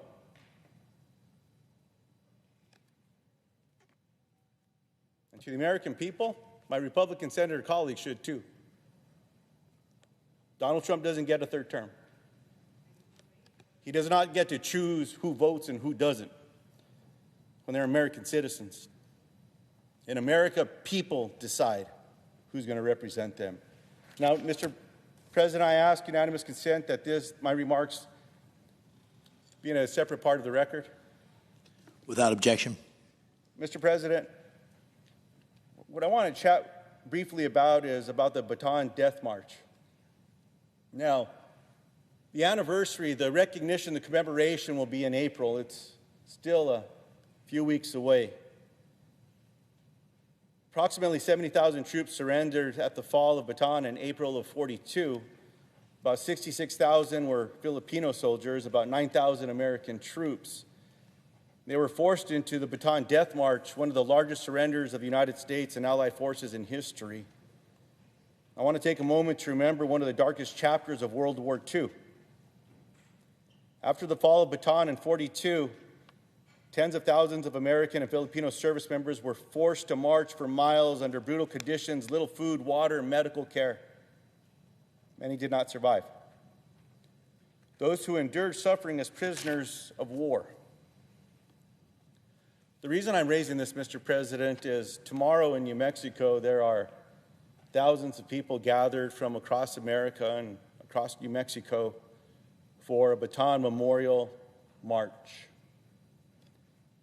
Some of our staff are actually down that way. I was hoping to be there with them in person. I'll be putting some miles in tomorrow to stand in solidarity with all of my brothers and sisters who are there. I just wanted to take a moment to send them prayers and send them strength. All the Bataan families that have sat to share the importance of why we need to stand strong for those who have served across the country and are still with us today. I just want to say thank you to each and every one of them for taking their time. And the last thing I'll say, Mr. President, my colleague still wants me to yield, I'd be happy to, but the last thing I want to say is to the two barbers that I had a chance of meeting in Mesilla a couple weeks ago from La Pistoleros Barbershop. Godspeed to you as you hit the sand tomorrow. God bless each and every one of you. Tomorrow, and my colleagues no longer on the floor. Mr. President, I yield back my time.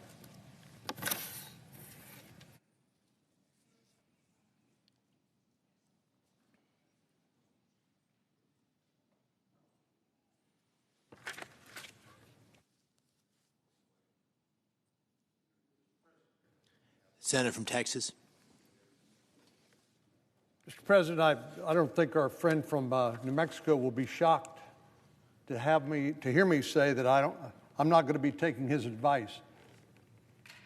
I know he's very concerned about Republicans in the next elections and our ability to maintain our majority in both houses, so he'll have to forgive me for not taking his advice. What I have a hard time understanding in the argument that our colleague is making is that they're willing to fund everything at the Department of Homeland Security except the people who enforce our immigration laws. Would the gentleman yield? But this is very consistent with the policies of the Democrats, because they're the party of defund the police, they're the party of abolish ICE, they're the party of now don't pay ICE and don't enforce our immigration laws. So the reason why the TSA agents are not being paid is because we have voted multiple times to pay everybody who's working on behalf of the American people. All the patriots who are currently working, whether they're TSA agents, they work for the Homeland Security investigations that does counterterrorism investigations. You know, these are very dangerous times. We've had multiple terrorist attacks in places like Austin, where I live, New York, Michigan, Virginia. And we heard from the Director of National Intelligence, the FBI Director, and others, that we could expect more of these sleeper cells, or people who are already here, who came in during the Biden administration, to become radicalized and lash out and kill more Americans. And those people aren't being paid either. And they also objected to paying the Coast Guard, the Federal Emergency Management Agency. Heaven forbid that we have a hurricane or tornadoes or floods or some other natural disaster, because the men and women of the Federal Emergency Management Agency will not be available because they're either been furloughed, but in any event, they will not be paid, while Democrats persist in insisting that our immigration laws not be enforced because they don't want ICE, the law enforcement agents who enforce our immigration laws, to be paid. It's that simple.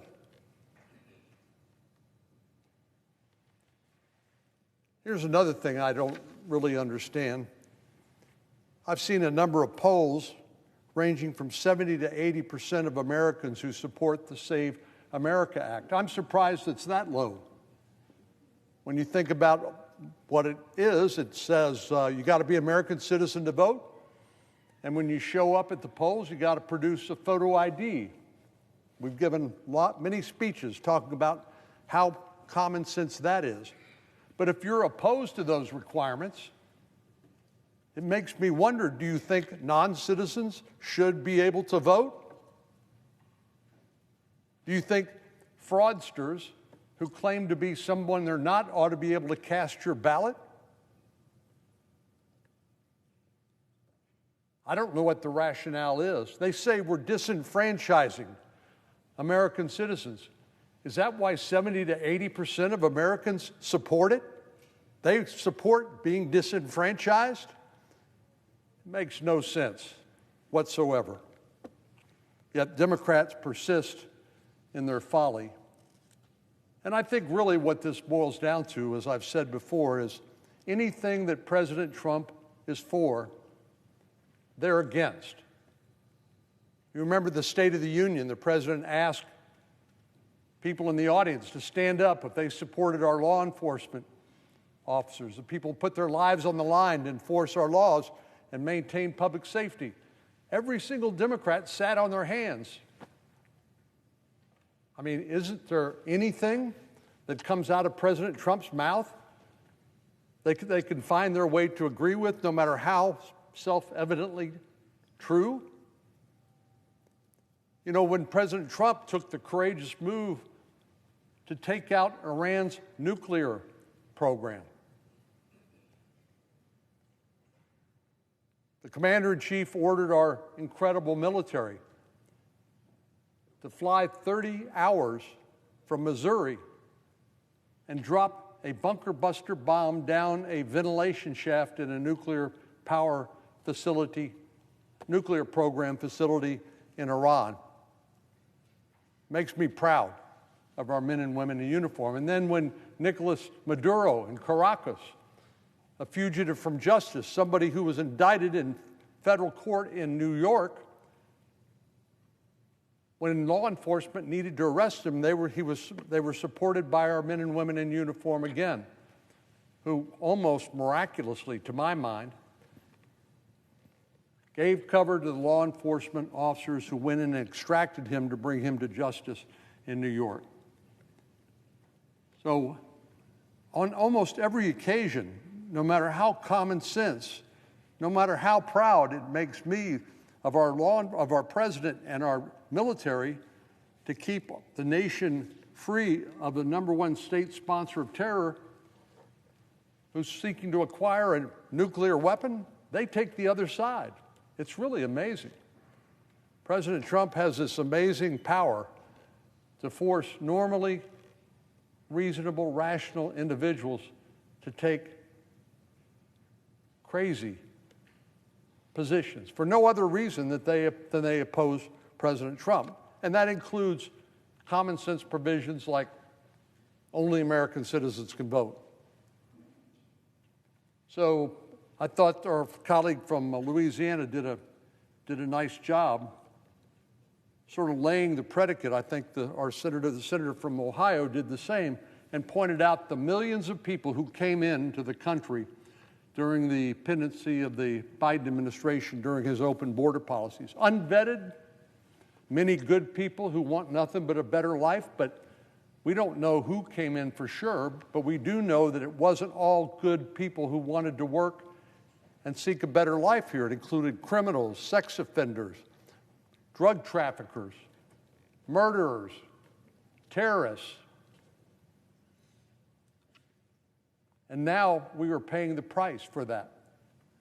And when we say we want to be doubly sure that only American citizens can vote, they say, no, that's disenfranchising people from voting. I even heard our colleagues across the aisle say, well, it's already illegal. But there's a lot of things that are illegal, but if you don't enforce it, people get away with it. Well, the argument of our colleagues is, again, that the vast majority of Americans who support this legislation are trying to disenfranchise themselves. How ridiculous can you be? Then we hear the argument that it's just too hard. It's too hard to come up with the papers that you need in order to prove that you're an American citizen. Marriage license, a birth certificate, a passport, some other form of identification. 2 days ago, the senator from Maryland came to the floor and said he opposed the Save America Act because only about 1/2 of Americans have a passport. And then he went on to say that means that only half of the American citizens that are preparing to go out to vote will be able to vote. Well, as I mentioned yesterday, and I know have been repeated ad nauseum by my colleague from Utah and others, there are other forms of acceptable ID. Unfortunately, some of our Democratic colleagues have come out here and misrepresented what's in the bill. But Americans can present enhanced driver's licenses, a real ID compliant driver's license like I have in my pocket, a state ID card, a certificate of naturalization, or military identification card. And if they have none of those, they can pair a normal photo ID with their birth certificate, a consular report of a birth abroad, or other similar documents. And in fact, if they still have concerns, legitimate concerns, rather than excuses for this common sense law, they could work with us and we could tighten it in such a way that nobody would be disenfranchised. But they refused to do that.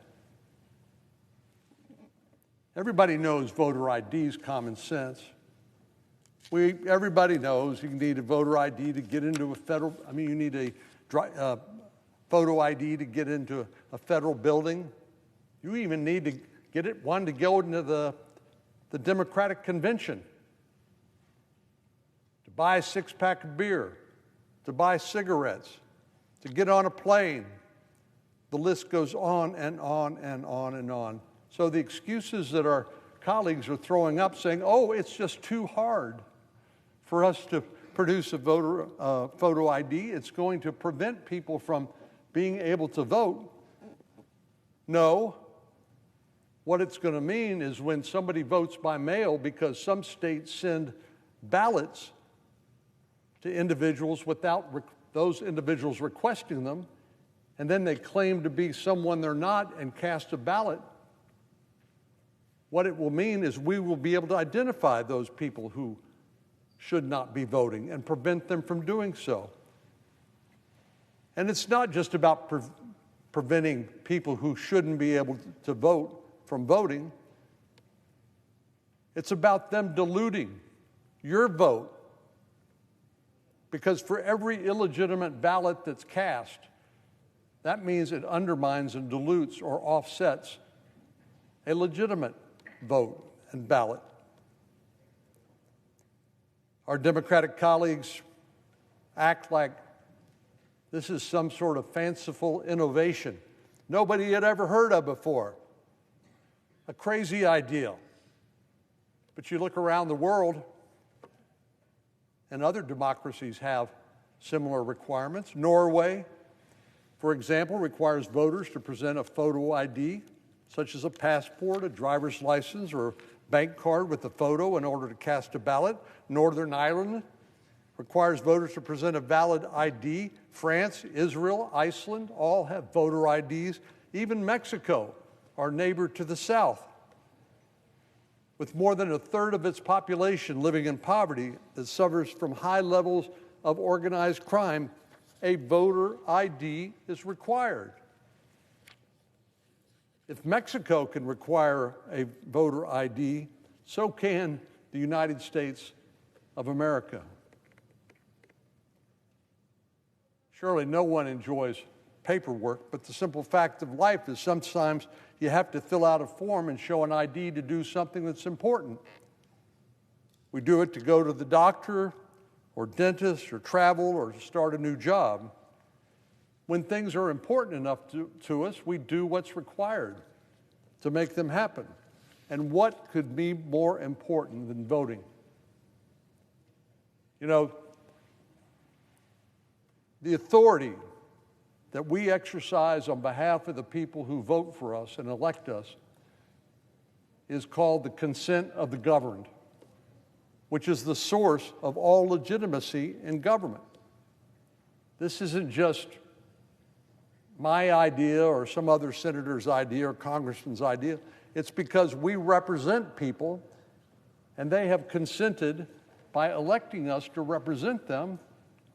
The governed have consented, in effect, to the laws that we pass. But when people who are not qualified to vote cast a ballot, or when fraudsters claim to be somebody they're not and cast a ballot, it undermines the whole fabric of and foundation of our constitutional system.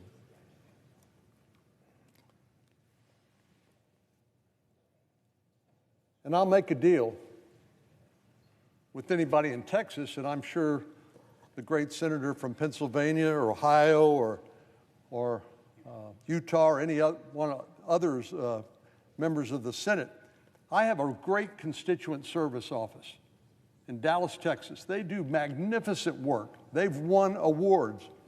So if you have a problem with your passport, with your VA benefits, with immigration, whatever, we have people available with a phone call or a stroke of a keyboard who will help you. And if you are somehow unsure about how to get the paperwork that you need in order to demonstrate that you're an American citizen and qualified to vote, we'll help you. We'll make sure you have that documentation. We'll make sure you're able to demonstrate that you are an American citizen. And if you have a problem getting a photo ID in Texas, admittedly a red state, so we do have voter integrity measures in place, like photo ID. You don't have a driver's license, you can get a free photo ID just for the asking. Doesn't cost you anything. You know, I frankly find the argument of our friends across the aisle insulting, because they act as though the American people are too lazy, too dumb, or too incompetent to do the basic things you need to do in order to meet the terms of the Save America Act. And I know that's not true. But that's how they act, or at least that's what they claim. I have full confidence that all Americans who are legal citizens can rise to the demands of self-government by making sure that they can demonstrate that they are, in fact, American citizens, and acquiring a photo ID from some source that's readily available that we'll help you with if you have difficulty in order to cast your ballot. The truth is, the Save America Act is common sense. That's why you see broad polling support among Democrats, independents, and Republicans. It is supported by more than 70% of the American public. So if it was true that this bill would disenfranchise voters, you're in effect saying 70% of Americans want to disenfranchise themselves. What a ludicrous argument that is. What's more, passing this bill would strengthen and honor our 250-year tradition of self-government. By opposing this bill, not only are Senate Democrats placing themselves on the wrong side of public opinion, but on the wrong side of history. And I hope, maybe this is too much to hope for, but I hope they will reconsider and join us in passing this common sense bill that so many of the people they represent, not just who I represent, but they represent, want to become law. Mr. President, I yield the floor.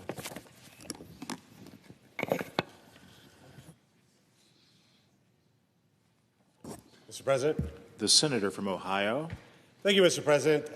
For those who are not familiar with what actually happens here in Washington, D.C., as I stated earlier, for the 5th time, Democrats have blocked to end debate on whether 260,000 families should get paid for the work that they've done. It's almost ludicrous to even make that statement, because the idea that we would withhold the pay of 260,000 hardworking DHS employees is insane. But we actually haven't even had debate. What you see here in this chamber that's virtually empty is one person will make a speech, another person will make a speech, and quite frankly, there's no interaction. So I actually want to change that a little bit so that any of my Democrat colleagues that want to speak, I will yield my time. If they could answer for me and acknowledge that there are currently 260,000 DHS families going without pay. Is that true or false?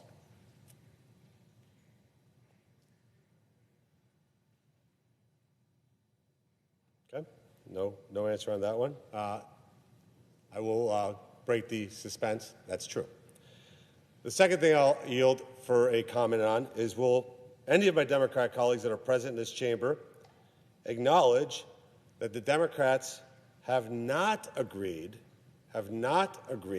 to individually fund Customs and Border Patrol, Immigration and Customs Enforcement, federal law enforcement training centers, and the Nuclear Threat Agency within the Department of Homeland Security have absolutely not presented any resolutions or votes to fund those agencies. Is that true or false? Seeing no response, I will break the silence and say that is true. Will any Democrat in the chamber acknowledge that fewer than 10% of the entire workforce of DHS works for Immigration and Customs Enforcement, known as ICE? Well, they can fact check me, but the answer is that's true. Of the 22,000 ICE employees, will any Democrat in this chamber acknowledge that the vast majority of those employees work for Homeland Investigations? What do? That's the group that identifies, chases, and catches really bad guys. These are the people who actually go out and find the worst of the worst, transnational groups. The vast majority of ICE employees work for that division. Is that true or false? Would you acknowledge that that's accurate? Okay. Hearing no comments from my Democrat colleagues, the answer to that is it's true. So the remaining 5,000 employees out of 260,000 that my colleagues do not want to give a paycheck despite the fact that they came to work for the last 35 days, unlike anybody in this chamber who's not come to work for the last 35 days, because that's definitely not happened.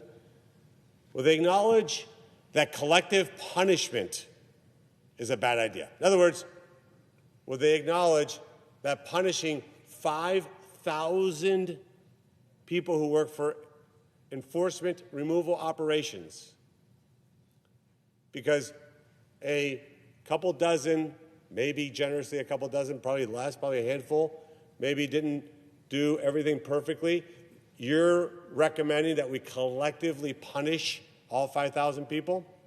Is that what you're saying? No response. The answer is only a politician would think that that's a good idea. Only a politician would think that collective punishment is the way to go. You're punishing 260,000 employees of the Department of Homeland Security because you think that if you had been in that situation, you would have acted differently.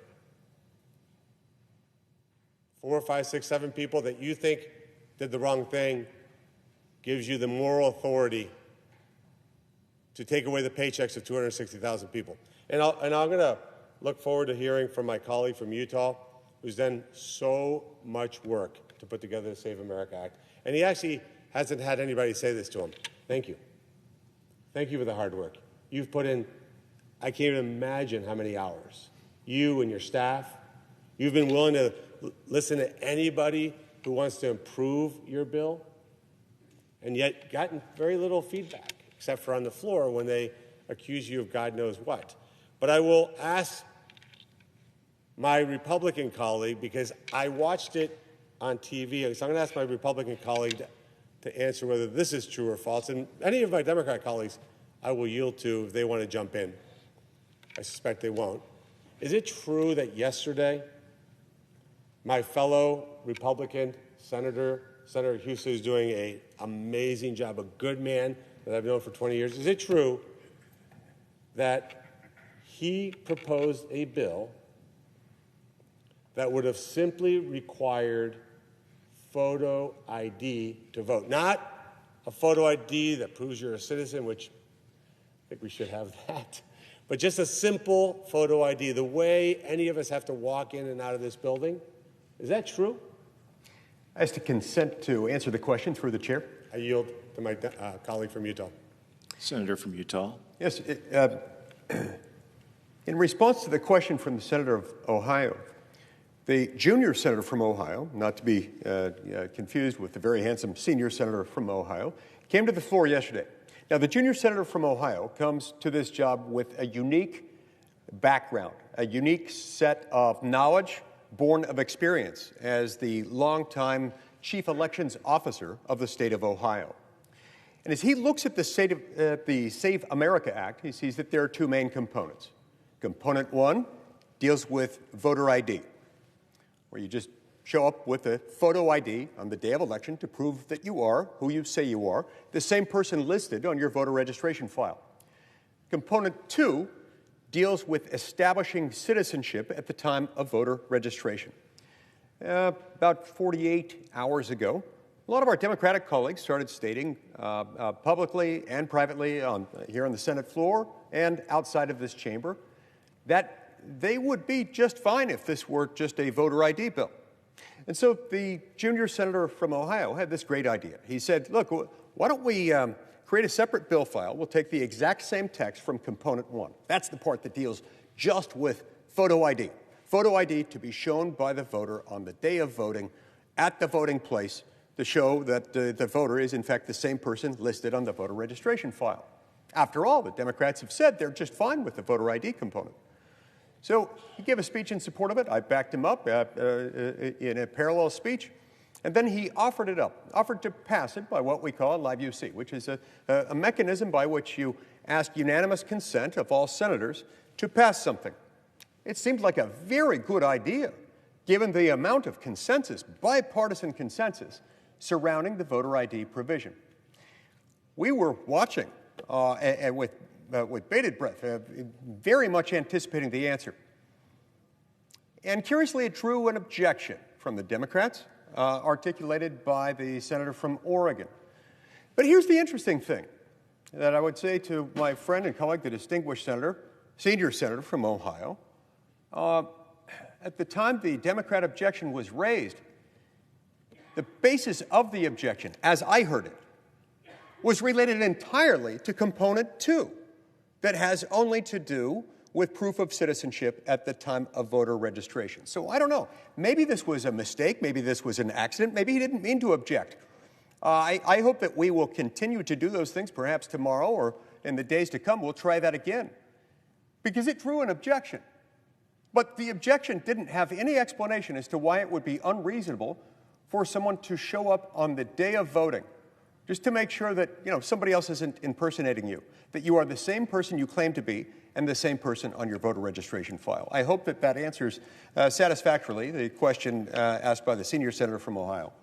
It does, and unless any of my Democrat colleagues want to debate any of the items I mentioned, hearing no debate, I yield the floor.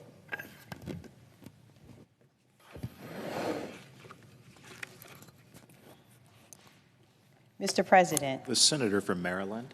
Thank you. It is unfortunate that we're here today to debate the merits of this so-called Save America Act. Right now, Americans are struggling with the rising cost of housing, health care, gas, groceries, and more. Earlier this week in Maryland, the average price of gas shot up 14 cents overnight.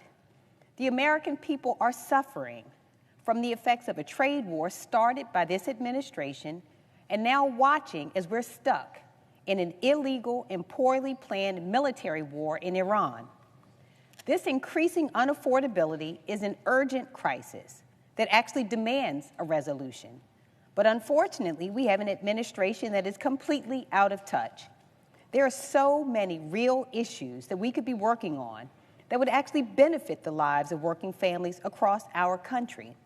But we're here, ignoring their wishes and debating this legislation because this president isn't living in reality. He has created a fantasy crisis and is committed to finding a solution to a problem that does not exist. So my colleagues are here making arguments that don't hold up under any real scrutiny, claiming that this bill is necessary to ensure that only U.S. citizens vote in American elections. But reality says that non-citizen voting in federal elections is already against the law. And there are enforcement mechanisms in place. This is the law, and it should be followed. My colleagues on the other side of the aisle disingenuously claim that this bill is a common-sense election integrity measure focused on proof of citizenship, voter ID, and cleaner voting rolls. Reality says that on top of everything else that people are dealing with right now, requiring even more paperwork would create real problems for so many people, like married women whose documents don't match because they changed their names to match their husbands, or members of our military who move locations often in service of our country.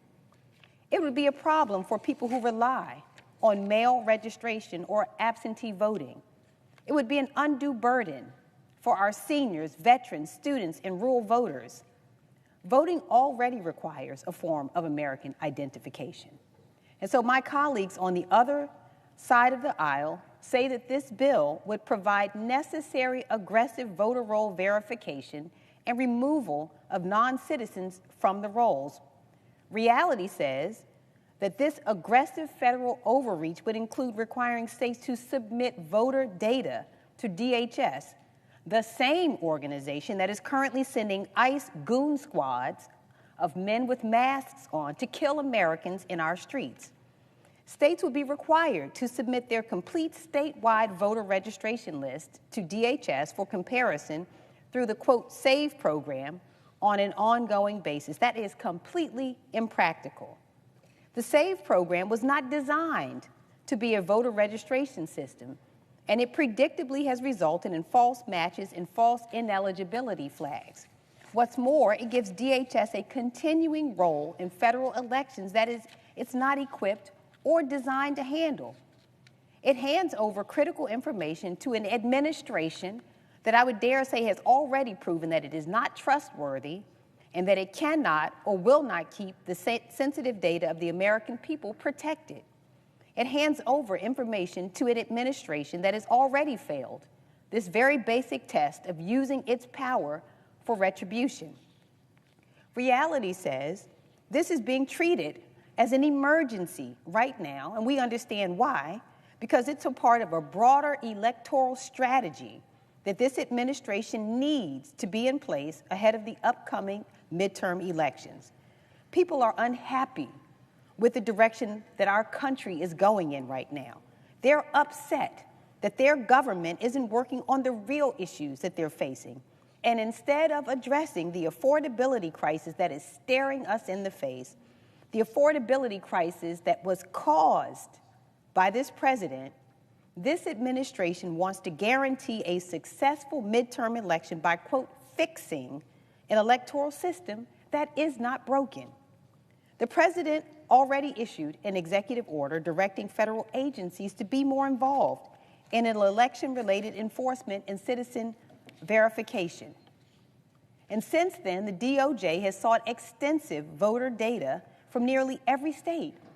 At least 48 states in D.C. have received requests for their complete voter registration lists, and the DOJ has sued D.C. and 29 states, including Maryland, for refusing to provide statewide voter lists with driver's license and Social Security information.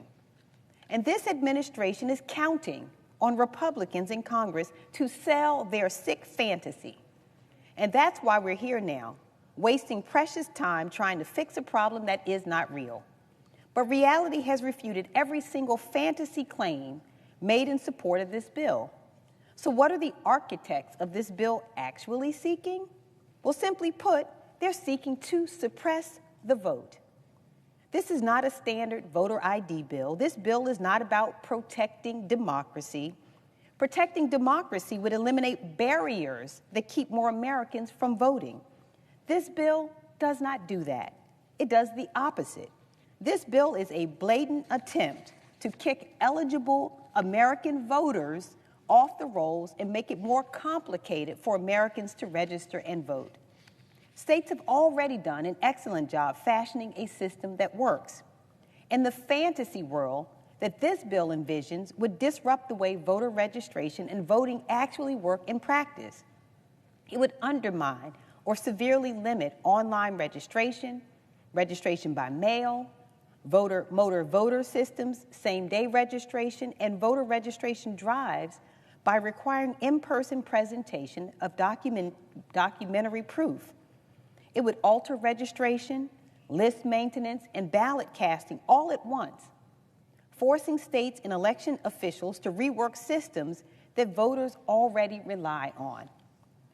My home state of Maryland has worked hard to build a system that is both secure and accessible.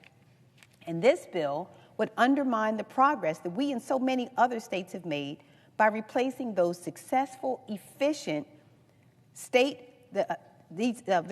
undermine the progress that we and so many other states have made by replacing those successful, efficient state systems with new federal mandates and new legal risks for elections officials. It would result in wrongful removals from voter rolls and more undue burdens, putting new barriers between eligible voters and the ballot box. Now, if the president and my colleagues on the other side of the aisle want to ignore the urgent crisis facing the nation in order to fix issues with voting that actually do exist, they would endorse the bill that I have introduced, the Deceptive Practices in Voter Intimidation Prevention Act, that would criminalize knowingly spreading false information about the time, place, or manner of voting, or about voter qualifications, and would prohibit threatening or coercing individuals not to vote or to vote in a certain way. But that would require my colleagues to actually care about our democracy. They would sign on to the numerous bills by my colleagues that I have co-sponsored, like Senator Klobuchar's Register America to Vote Act, that would automatically register all eligible citizens to vote when they turn 18. But this, too, would require my colleagues to actually care about our democracy. They would sign on to Senator Wyden's Vote at Home Act that would expand vote by mail, a method that has proven to increase voter participation, yet that would require my colleagues to care about our democracy. They would sign on to Senator Padilla's Voter Purge Protection Act that would prohibit states from using questionable voter purge tactics to take tens of thousands of eligible voters off the voting rolls. But that, too, would require my colleagues to care about democracy. If they truly cared about democracy, they would have already signed on to the John R. Lewis Voting Rights Advancement Act that would restore the safeguards of the Voting Rights Act that was so short-sightedly gutted by the Supreme Court. John Lewis lived through some of this nation's most challenging times. His reality was seeing poll taxes and literacy tests disenfranchise thousands, harassment and death threats for trying to register voters, violent attacks for peacefully protesting. His reality was bravely standing up to hate, knowing that fighting for the right to vote was worth the blood he shed on the Edmund Pettus Bridge. That very real crisis was met by the passing of the landmark Voting Rights Act, so instrumental to this nation's progress that through everything he faced in his life, John Lewis said that his greatest fear is that one day we may wake up and our democracy is gone. You know, I walked across the Edmund Pettus Bridge last summer. It's something that I recommend that all who have the ability to do will do, so that especially the young people of our country will understand truly what has been put on the line in order for us to have the right to vote. It wasn't lost on me as I walked across that bridge and recognized that, to be honest with you, very similar to these goons running across our country, these ICE agents in masks. These are people who are essentially deputized to traumatize American citizens. And so the men who were on the other side of that Edmund Pettus Bridge were waiting for these young people. John Lewis was 22 years old when he took up this battle, walked across that bridge, and these people who were not even truly law enforcement officials had sticks that were wrapped in barbed wire. Can you imagine the character or the manner of a person who's capable of beating another human with a stick that was wrapped in barbed wire? But that's how strongly these people felt about depriving people of the right to vote. They beat him within an inch of his life because they did not want to give African Americans the right to vote. So this bill would take real steps toward creating another crisis, a crisis that was John Lewis's greatest fear. America has a long, detailed history of people fighting, bleeding, and dying to secure the right to vote. That hard-won freedom to speak with your vote should not depend on whether you have the time, money, or flexibility to satisfy a new set of hurdles that go to serve this administration's goals. And I would say that those goals are intellectually dishonest goals, and they are not reality. You don't save America by silencing the voices of Americans. I'll repeat that. There is no way to save America by silencing the voices of Americans. You save America by embracing the ideals that set us apart to begin with. The reality is that we should be encouraging more people to take full advantage of their rights. That's why we should be making it easier for eligible citizens to participate in our democracy, not harder. When a bill takes a fundamental right and wraps it in paperwork, penalties, and confusion, that is not election security.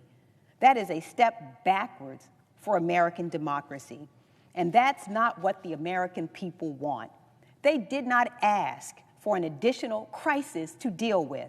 This administration has insisted on ignoring their calls for help on the affordability crisis, but maybe listening to their objections to this bill will open their eyes.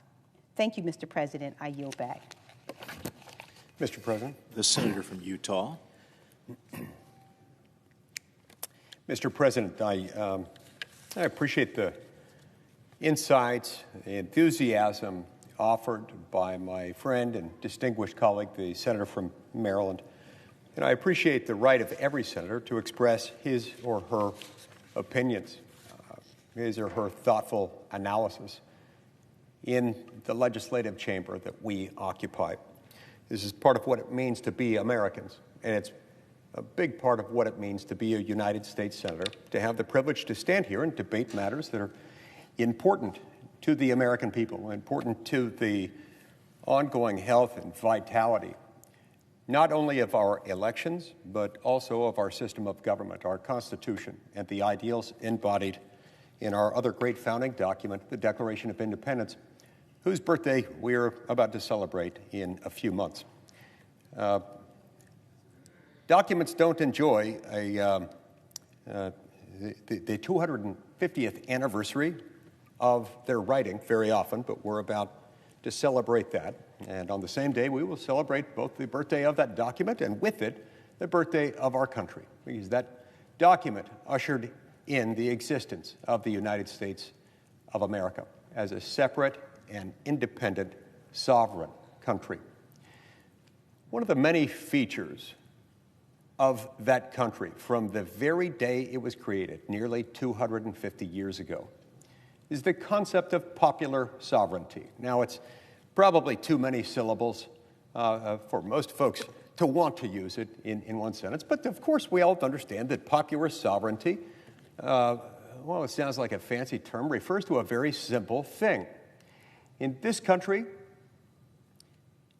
the government, the country itself, consists of the people, those who have the right, the divine right to govern are the people themselves, the citizens themselves. That from day one has been the concept. And it was different than things were in our mother country. In our mother country, we had elements of popular sovereignty that had evolved over the years, but it was very different than it is here. For that to mean something, we do have to protect the right to vote. And for the right to vote to mean anything, you also have to have fair and free elections. Now, when we have elections, we have a common understanding that I don't think anyone here disagrees with, or at least wouldn't articulate their disagreement in public. There is a very widespread agreement that those who vote need to meet the legal requirements to vote. And one of the most fundamental laws that we have is that in order to vote in U.S. elections, you have to be a U.S. citizen. To my knowledge, this has never been controversial in the United States of America, and in fact, it is not controversial to this day, even in this chamber. I think every one of us here, if asked, would agree, yes, only U.S. citizens should vote in U.S. elections, It is against the law to do otherwise. And in fact, if someone casts a vote in a U.S. election who is not a U.S. citizen, he or she has committed a pretty grave felony offense against the United States. So the question then becomes, if that's such a key element to who we are as a people, to the functioning of our government, to the concept of popular sovereignty that has been embodied in our system of government, first in the Declaration of Independence, later in the Constitution, and in our laws ever since then, and what do we have to do to protect that, if it plays such an important role as it does? Well, there's this old expression that if everyone's family, no one is. There's a corollary to that: if everything is urgent, nothing is. When you apply a label too broadly, the label itself loses meaning. When you grant too many people the privileges, the incidents of citizenship, when those granted it include people who are non-citizens, then that's making everyone family, even if they're actually not.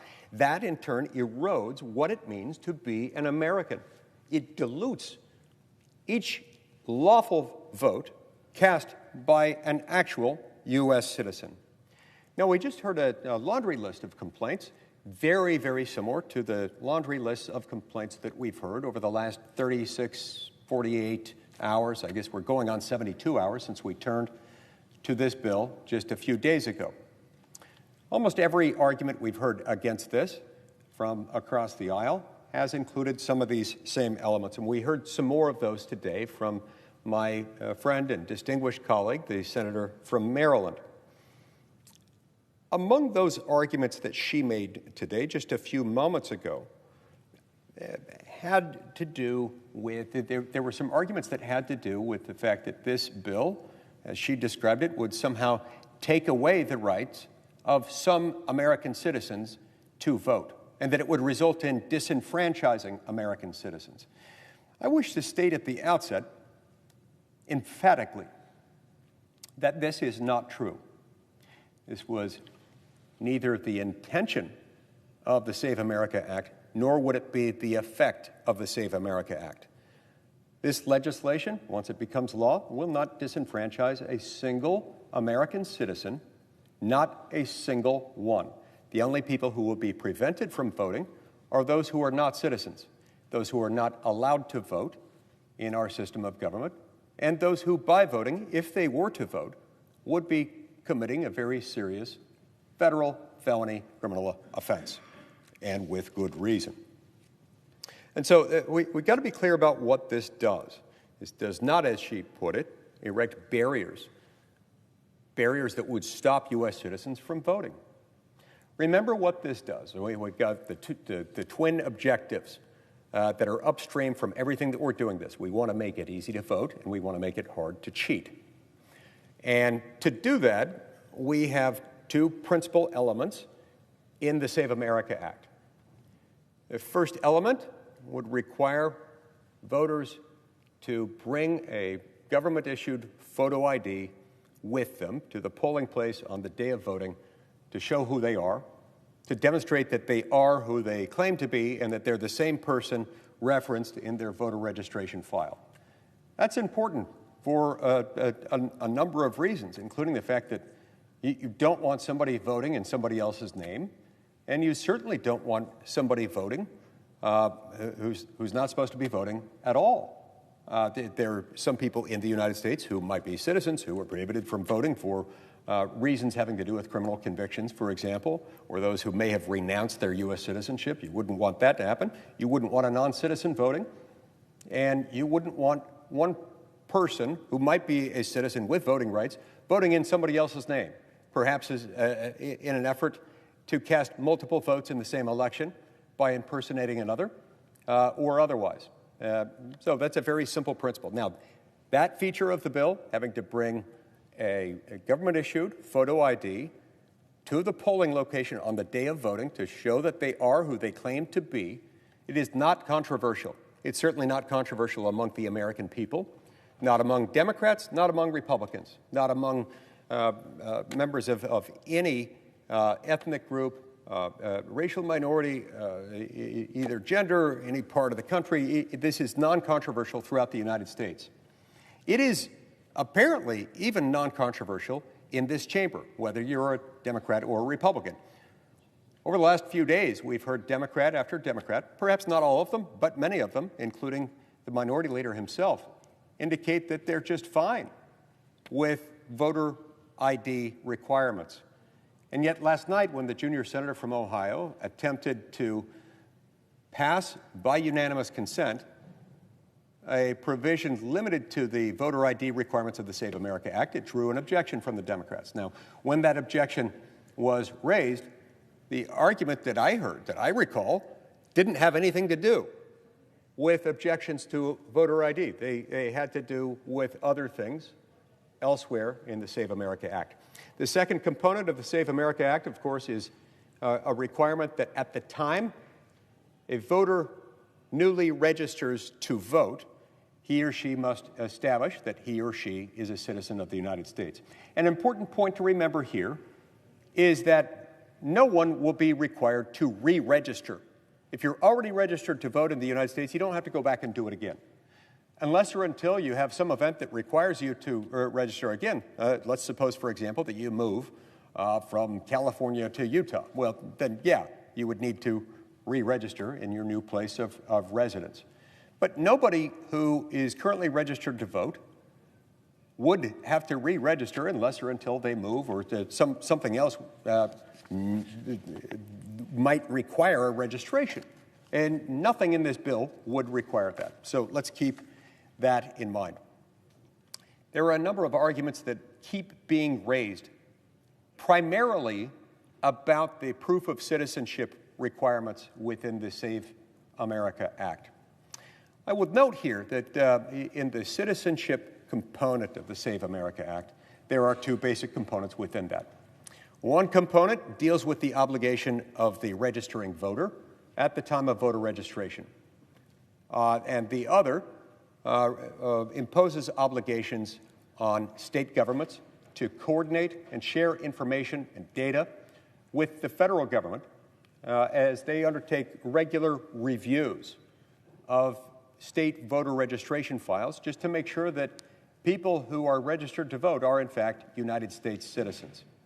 Why is that necessary? Well, currently there are a whole lot of states, and they tend to be states that might colloquially be described as blue, meaning that they're run by Democratic governors and or have Democratic-dominated state legislatures that are refusing to cooperate, to coordinate, to share data with the Department of Homeland Security and the entities within the Department of Homeland Security responsible for maintaining the SAVE database, an already existing database designed to help identify issues like this, like non-citizens who may have crept into voter registration files and get rid of them. But with all those blue states refusing to cooperate, to coordinate, to enter into memoranda of understanding pertaining to the sharing of information and data, it's a really vexing problem because it raises all kinds of concerns. How are we supposed to know when the law is violated,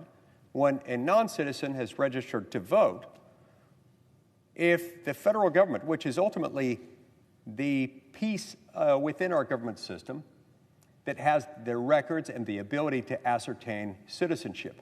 How are you ever going to expect that we can ensure that our laws prohibiting non-citizen voting in U.S. elections, are being complied with?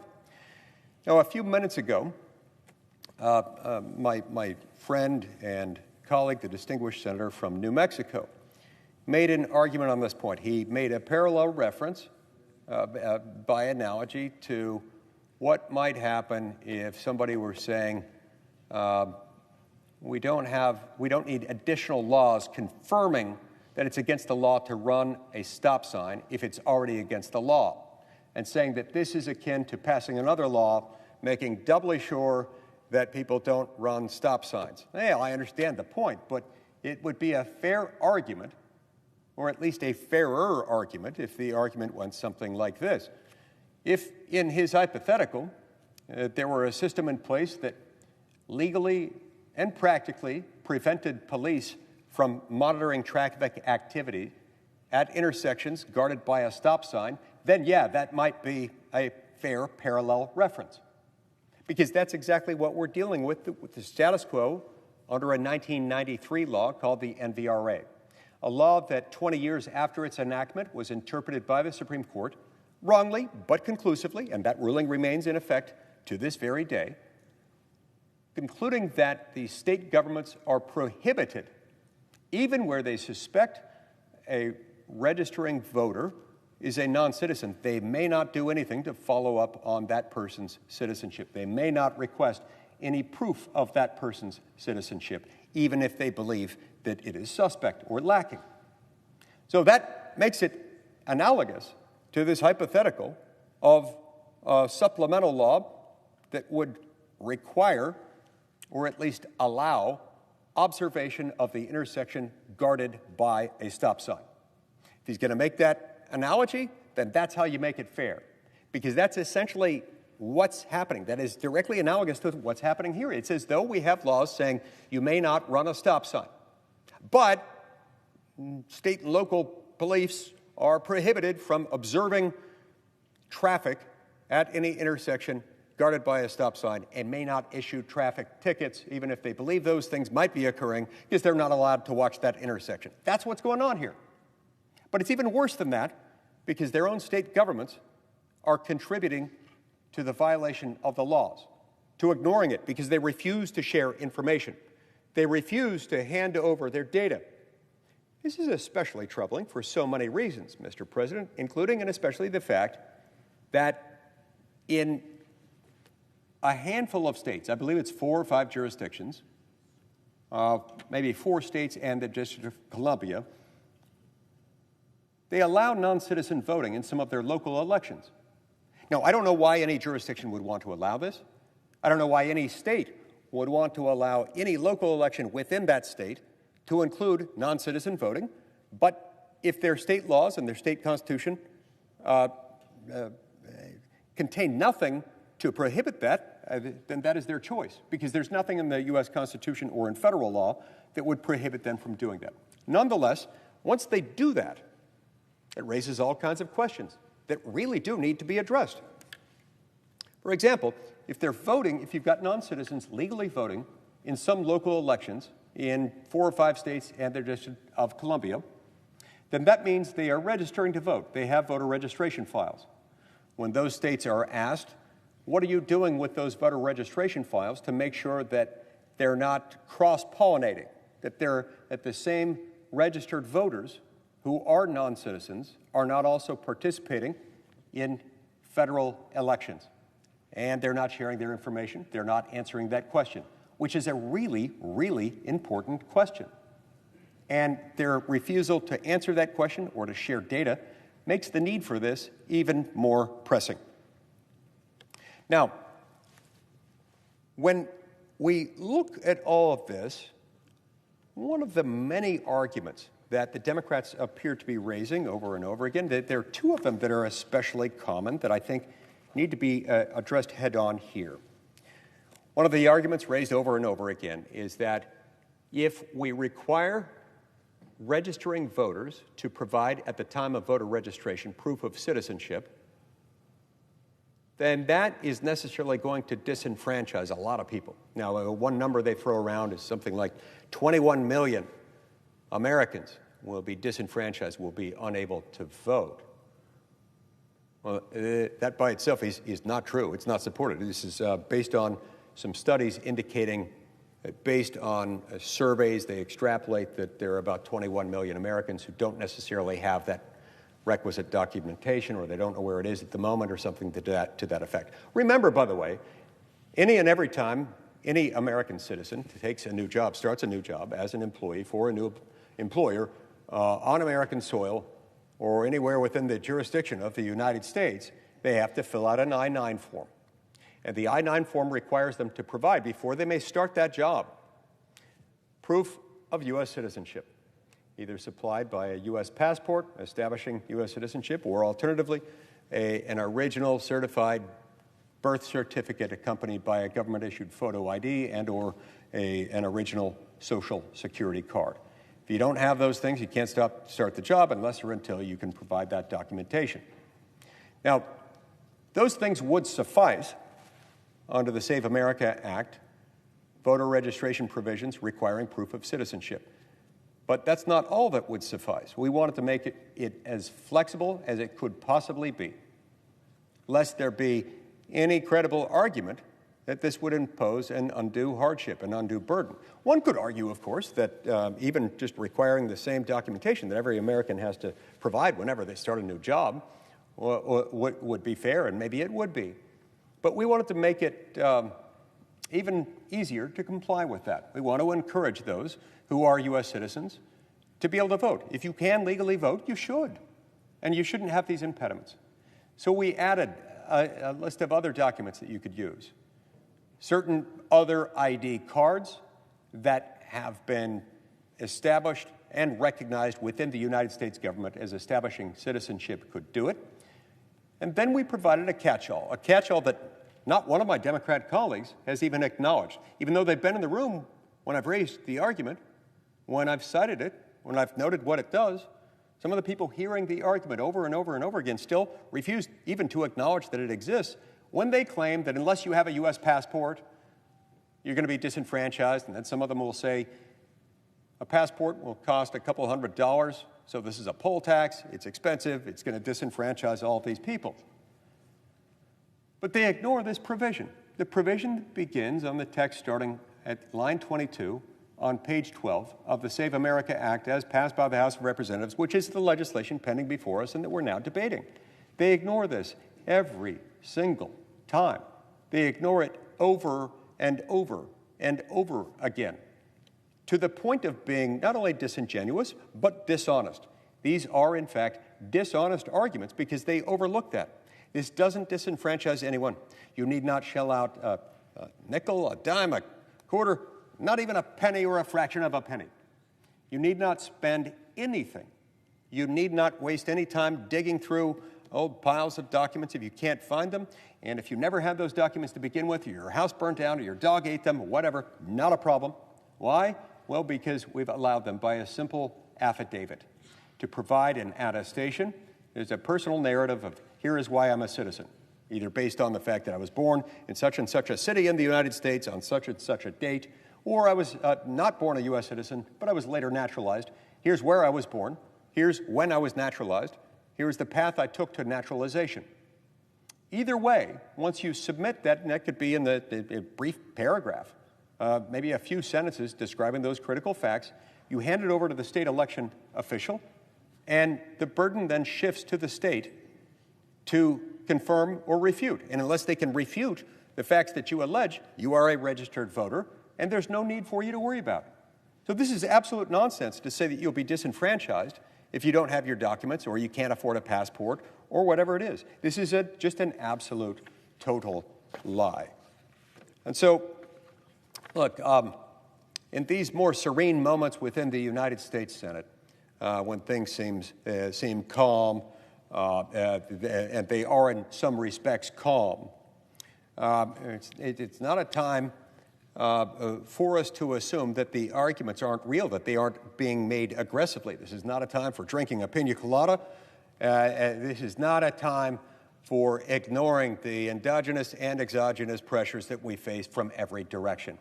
Speaking of endogenous pressures, I see the presence of my friend and distinguished colleague, the great senator from the state of Kansas, and he's got a message for us, and I'm going to interrupt my remarks and yield, with the permission of the chair, to Senator Marshall until the conclusion of his remarks, when I will continue mine. Without objection. Mr. President, thank you. Thank you to my colleague from Utah as well and his great leadership on this. Mr. President, last night we had a moment of clarity in this chamber. Senate Democrats were given the simplest possible test, a clean, standalone vote on voter ID. Nothing attached, nothing complicated, just one question. Do you believe only American citizens with a valid ID should decide American elections?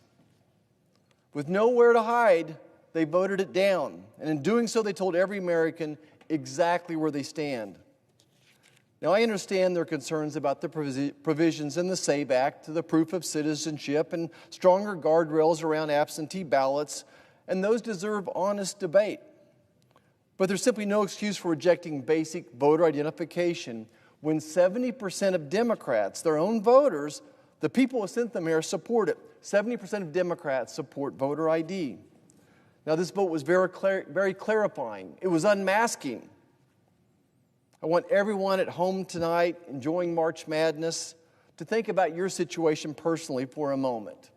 You know what it's like to vote. You leave work, you go and vote, you stand in line, you fill out your ballot, you drive home, you're late for dinner.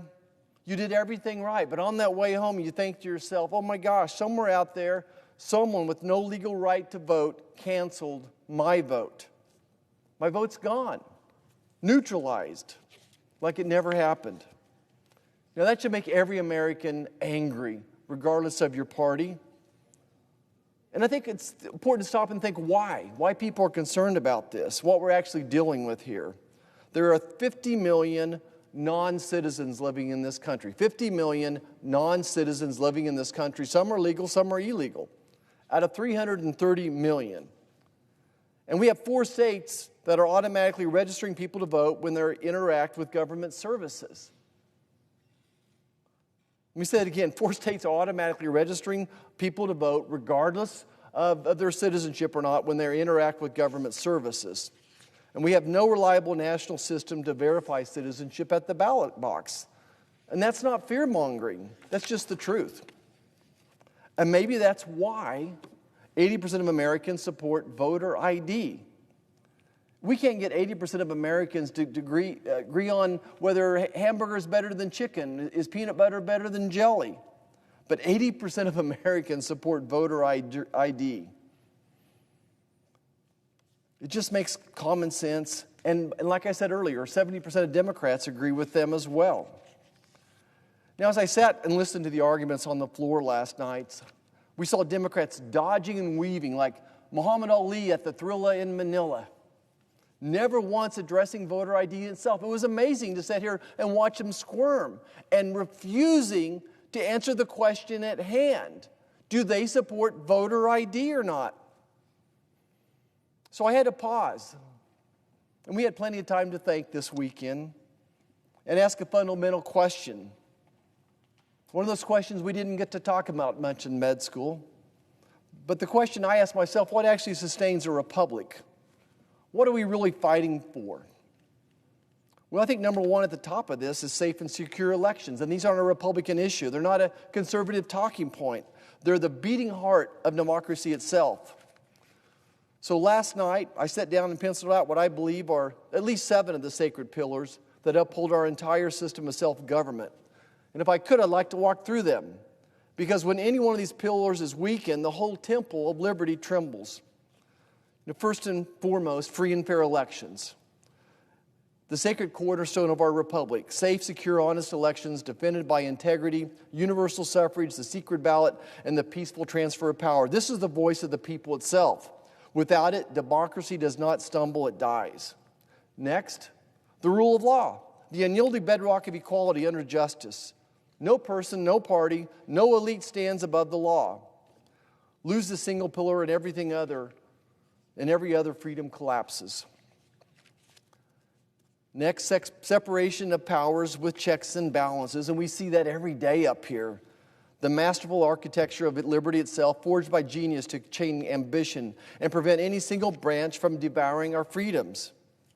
Next, an independent and impartial judiciary, the fearless bulwark of due process and constitutional fidelity, the final guardian of justice, protecting the weak, the innocent, and the Constitution against the storms of fleeting majorities. Next, the protection of fundamental rights and civil liberties, including free speech, free press, assembly, association, religion. These are sacred, God-given, and must burn undimmed forever.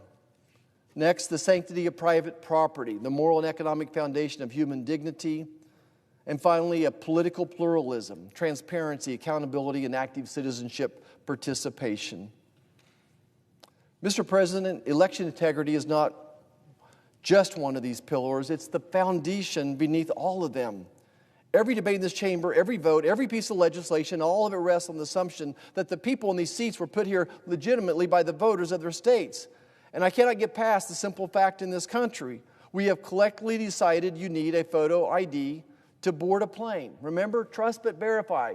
I walk up to the plane, they all know I'm Senator Roger Marshall, but they make me verify who I am. When you check into a hotel, you buy certain medications, you open a bank account, you pick up a prescription, you apply for government benefits. You have to show an ID. But your vote, the single most important thing you do as a citizen, we're told that asking for an ID is somehow voter oppression, which certainly has not been proven to be true in the multiple states that already have voter ID. Again, it doesn't make sense. The American people don't know it doesn't make sense, and that's why 80% of them support voter ID. Now, I'm willing to come to the table. There are parts of this bill that we can work out. I'm not asking anyone to take it or leave it, but first answer the premise of this entire debate. We don't get anywhere if you won't recognize the importance of voter ID. So here's the question. Do you believe only American citizens should decide American elections? I'm going to say it again. Do you believe only American citizens should decide American elections? Because until we get a straight answer to that, nothing else matters. What gives us the best chance right now is getting 10 Democrats to come across the aisle and do the right thing. And again, if 70% of their own voters support voter ID, you would think 10 Senate Democrats would do the same thing. That somewhere in that caucus are 10 senators willing to listen to the people who sent them here. If we can get just 10 of them to stand with us, to stand with their own constituents on this one thing, then let's keep talking. Let's work out the rest together. So I'm going to say it a third time, a fourth time. I have no regrets in saying it again. Last night, Senate Democrats voted against voter ID. Now, I've only heard 2 Democrats ever publicly on this floor anywhere say they support voter ID. Only 2 of the 47 Senate Democrats. The national media needs to ask the rest of them directly on camera, why don't you support voter ID? And when they dodge and deflect, that answer should be put out for the rest of America to see. The American people deserve to know their vote counts. They deserve to know that the person casting a ballot next to them has every right to be there. They deserve a system they can trust. Mr. President, we're going to keep fighting because the American people deserve better than the answer we got last night. Thank you, Mr. President, and I yield back to the senator from Utah. Thank you. Thank you, Mr. President, and thank you to my friend and colleague, the senator from Kansas, for his observations. It's often helpful to have a diagnosis of an actual medical doctor when prescribing a problem. We have an illness within our election system. Our elections have been rendered infirm, or at least very insecure, by some of these features that I've noted just a few minutes ago, including the fact that the 1993 NVRA, as passed by Congress, has been interpreted wrongly but conclusively by the Supreme Court as prohibiting the states from taking any voter registration file that comes through the NVRA, meaning an application for a driver's license made at a DMV, in which the applicant checks a box and signs their name saying, yes, I would like to also register to vote with my driver's license application. And I certify with my signature that I am, in fact, a U.S. citizen. Once that's done, there can be no further inquiry, according to the Supreme Court's incorrect but conclusive ruling in this 2013 case called Arizona versus Intertribal Council of Arizona. And that, in short, is why we are where we are today. It's most of the reason why we need the Save America Act. It's because they said that the state cannot require, even where citizenship is believed to be lacking on the part of one or more applicants, as long as they have used the NVRA form at a DMV, the state can't do anything to follow up on it. And as I was noting a minute ago, some of these states do nothing themselves to follow up on the question of citizenship. And many of them, most of the blue states, are refusing to share data with the folks at the Department of Homeland Security who run the SAVE database, which is designed to help weed out those who have been incorrectly, fraudulently, mistakenly, or otherwise placed in a voter registration file. Again, if a state wants to allow non-citizens to vote in state elections, they may do so. And some states have allowed that in the context of some of their local elections, as has the District of Columbia. I still have no reason why they would want to do that, but they may do so if their own laws allow it, because the federal Constitution and federal law doesn't prohibit them from doing so. Will my colleague from Utah yield for a question? I will yield for a question. We were just a few of us here in this chamber, but I see my colleague from Connecticut, so I'm going to ask you a question to my colleague from Utah. Would it surprise you to know that just a couple years ago, a Democrat state representative in Connecticut proposed a bill to allow all undocumented non-citizens the right to vote? And it's estimated that there's 240,000 illegal aliens in the state of Connecticut, and yet a Democrat elected official proposed that bill. Would that surprise you? It surprises me in the sense that it seems phenomenally unwise. It would have surprised me earlier in my lifetime, would have surprised me even earlier in my time here in the United States Senate. And yet something has happened in recent years that has eroded this long-standing, long-accepted assumption that only citizens vote in our elections. I'm not aware of any other country, certainly not any other country that any of us would want to live in, but probably not any other country that we wouldn't want to live in either, that would want to have or would allow to have non-citizens vote in their elections. Because an election isn't much of an election if anyone can vote and you don't keep track of who's voting, and you don't keep track of whether there are duplicative votes or, especially, as we're focused on here, persons voting who have no right to vote, who, by voting, would not only be committing a serious felony offense, but by voting would also be diluting the votes cast by lawful voters, by actual citizens of that country. There has been a trend, more in one party than the other, and you can guess which one. There's been a trend toward people saying, let's just let everyone vote, and toward thinking of a lot of things like this, like non-citizen voting in elections as something of a victimless crime, or perhaps at a minimum as sort of the required cost of doing business.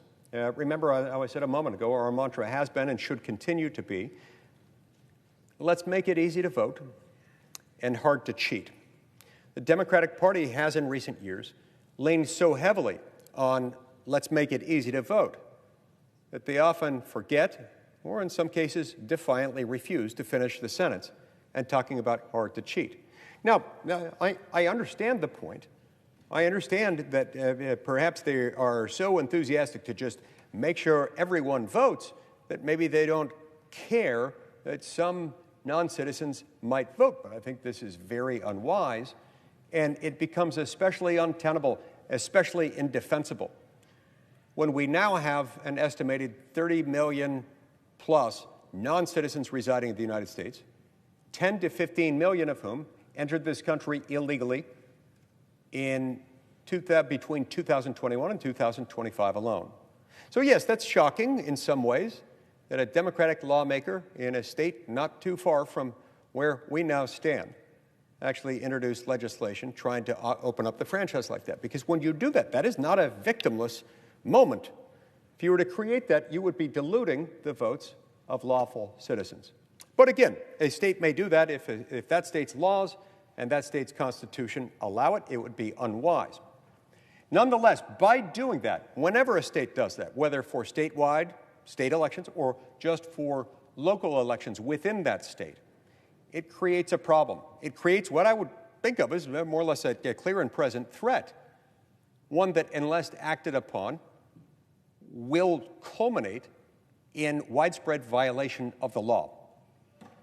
As I was describing a few minutes ago, for those handful of states that have expressly allowed non-citizen voting in some of their local elections. That means that individuals have registered to vote who are not citizens.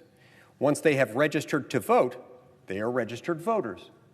What is to stop them from showing up and saying, I am a registered voter and I would like to vote on election day? And they receive a ballot. And the way ballots in most states work, there is a ballot that has federal elections and state elections and local elections all on the same ballot, the same document or sequence of documents. So when the questions have been asked of those jurisdictions, what, if anything, are you doing to separate out those voter registration files from those voters who are non-citizens but nonetheless allowed to vote in local elections in your state? What are you doing to prevent them from voting in federal elections? Silence has been the response. A refusal to cooperate has been the response. That, Mr. President, is chilling. All right, let's get back to what we were talking about a few minutes ago. So they've been making a series of arguments against the citizenship obligations, the citizenship-related provisions of the Save America Act. And to repeat, we've made it really easy, far easier than the citizenship documentation requirements associated with new employment. If you are an American citizen and you have ever started a new job anywhere in the United States, you have had to fill out an I-9 form, and with that, you've had to comply with a very rigid, specific set of document obligations. You've had to either establish a U.S. passport, one that establishes your citizenship as an American citizen, or alternatively a U.S. birth certificate and a government-issued photo ID or original Social Security card. And if you can't do that, you're not going to start your job unless or until you've been able to complete that. Again, we made it a lot easier, very deliberately, to comply with the Save America Act. We added lists of other documents that are widely known and recognized by the U.S. government as establishing citizenship, including a certain subcategory of driver's licenses that in some states, these enhanced driver's licenses will affirmatively establish citizenship based on the documentation that was required at the time the driver's license was received. We included those. But we also included this provision that makes it really easy for someone who has no documentation at all, is missing some documentation or even all of it. They can do so by an affidavit, by an attestation, just providing the basic details about how they became a citizen, how and, when and where they were born, whether they were citizens at the time of their birth, and if they weren't citizens at the time of their birth, when and where and how, by what mechanism, they became naturalized citizens. From the moment you do that, you shift the burden onto the state, and it's then the state's job to go and confirm or refute what you've done. Now, if you were lying, they'll figure that out. You won't be registered, and you may end up getting in trouble for having lied under oath with that statement. I assume most people wouldn't do that. Very few would, knowing that it's a sworn statement. But if they don't conclude that it's false and conclude that it's true, would be pretty easy to confirm once you provided the names, the dates, locations, then you will be registered to vote. No additional documents. In fact, not a single document has to be produced by you. Just that basic set of statements. Again, that begins on line 22 on page 12 of the legislation we're now debating.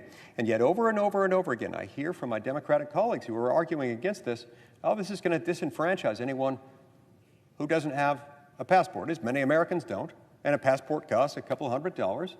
And they then often make the logical leap, well, this means that you're imposing a poll tax, something that has been prohibited by the U.S. Constitution for over 60 years. And this simply is not true. There is not a poll tax. There is not a single expense. This doesn't disenfranchise anyone, even if you don't have any documents. And this is far more permissive than what you have to produce every single time you start a new job in the United States of America as a U.S. citizen.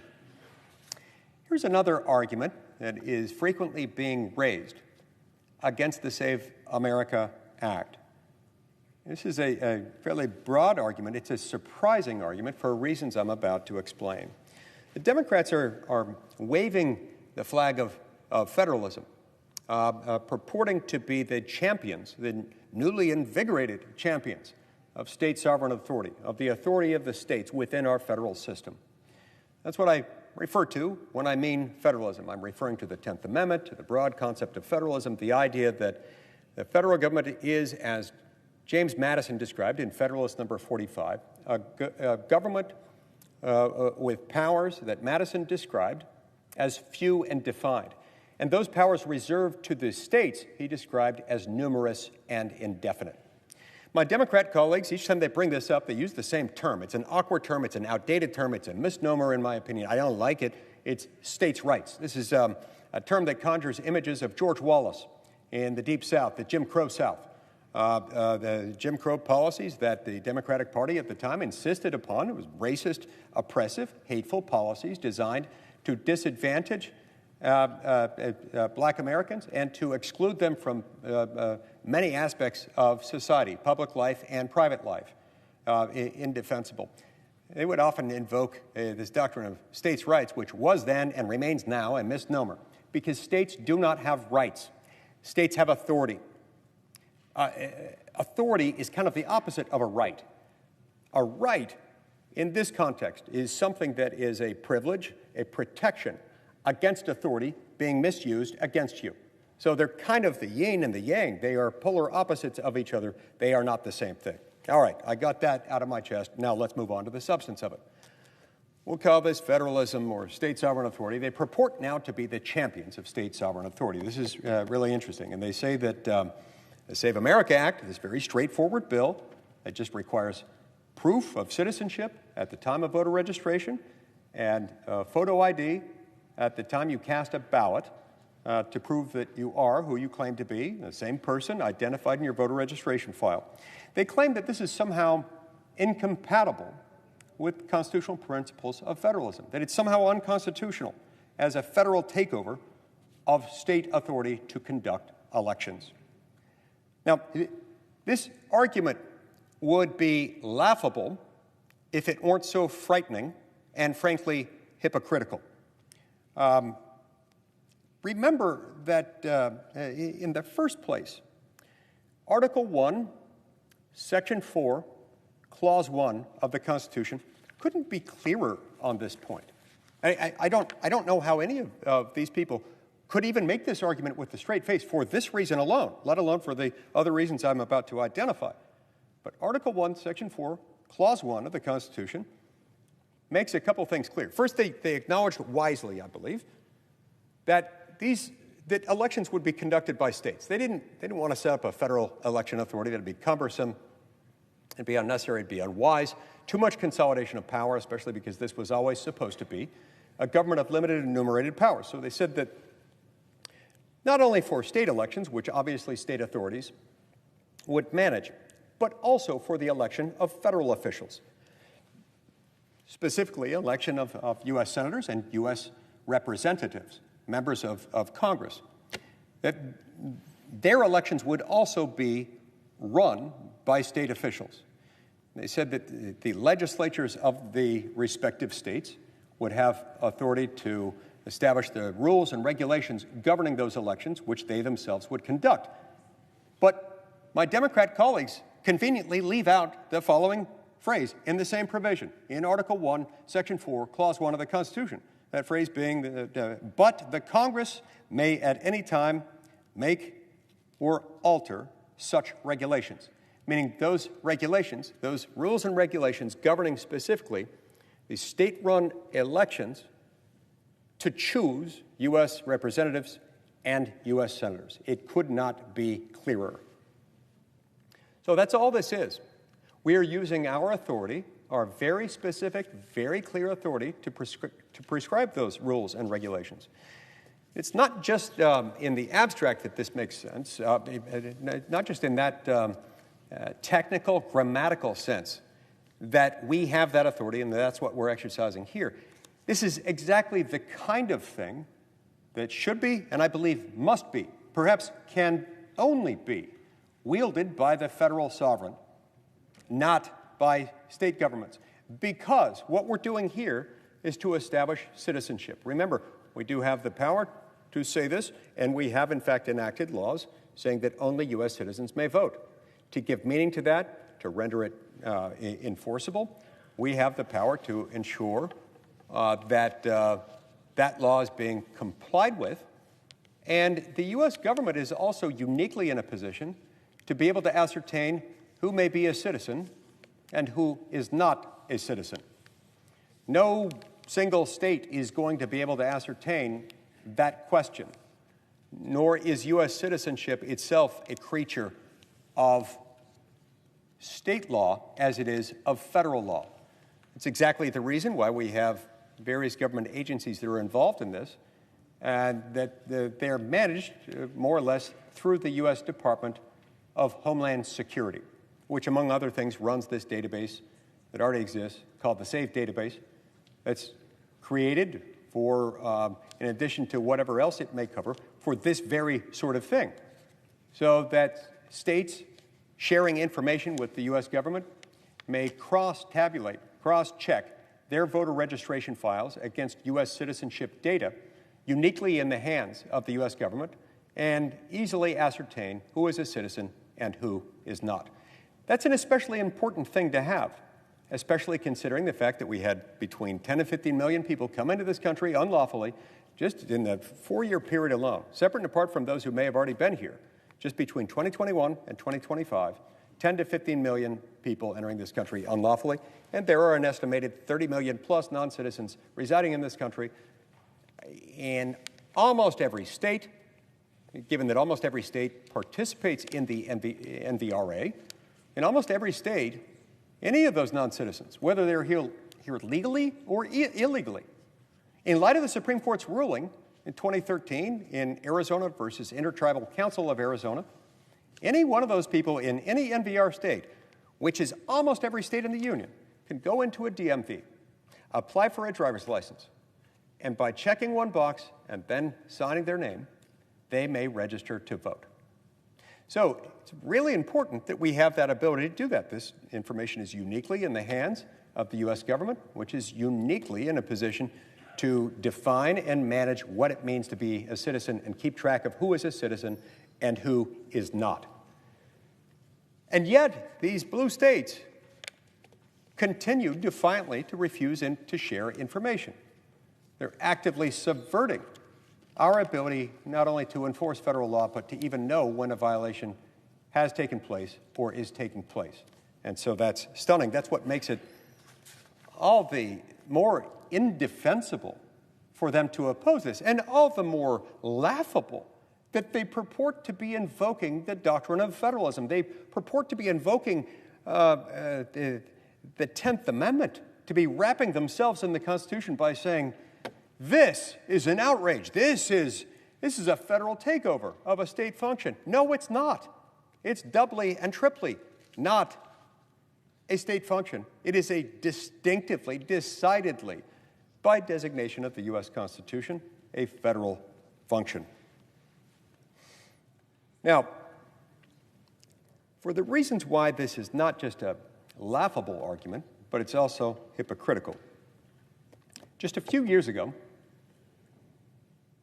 many of the very same Democrats who now occupy this chamber, in fact, nearly all of them, were there at the time, and every single Democrat serving in the United States during the 117th Congress, that is the Congress impaneled on January 3rd, 2021, serving through January 3rd, 2023. Remember, that was a moment when the House and the Senate and the White House were all controlled by Democrats.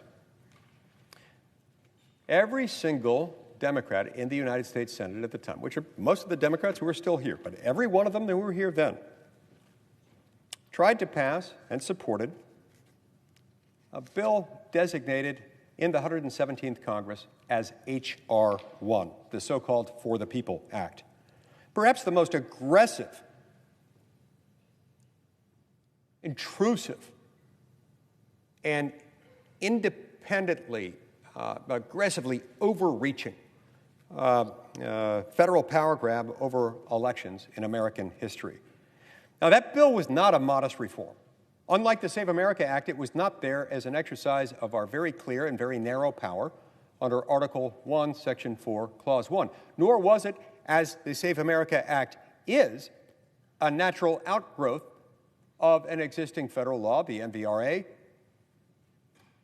nor was it necessitated by a quirk in the judicial interpretation of an existing federal law, the MVRA, as this is. Remember, that's the only reason we're even here. That's the only reason the Save America Act even became necessary, is because of the MVRA, an existing federal law that itself imposes obligations on states based on the way it was later interpreted after its enactment. So, in other words, I say to my Democratic colleagues, if you are offended by the Save America Act as a supposed federal overreach, not only is that indefensible as a matter of federal constitutional law, either the plain text of the Constitution or any Supreme Court interpretation thereof, but it also presupposes that if you are opposed to this, that you also think the NVRA is itself an unconstitutional federal takeover of state election authority. Now, if you think that, then we're going to have a very different discussion. But to my knowledge, not one of them has suggested or argued that the NVRA is unconstitutional.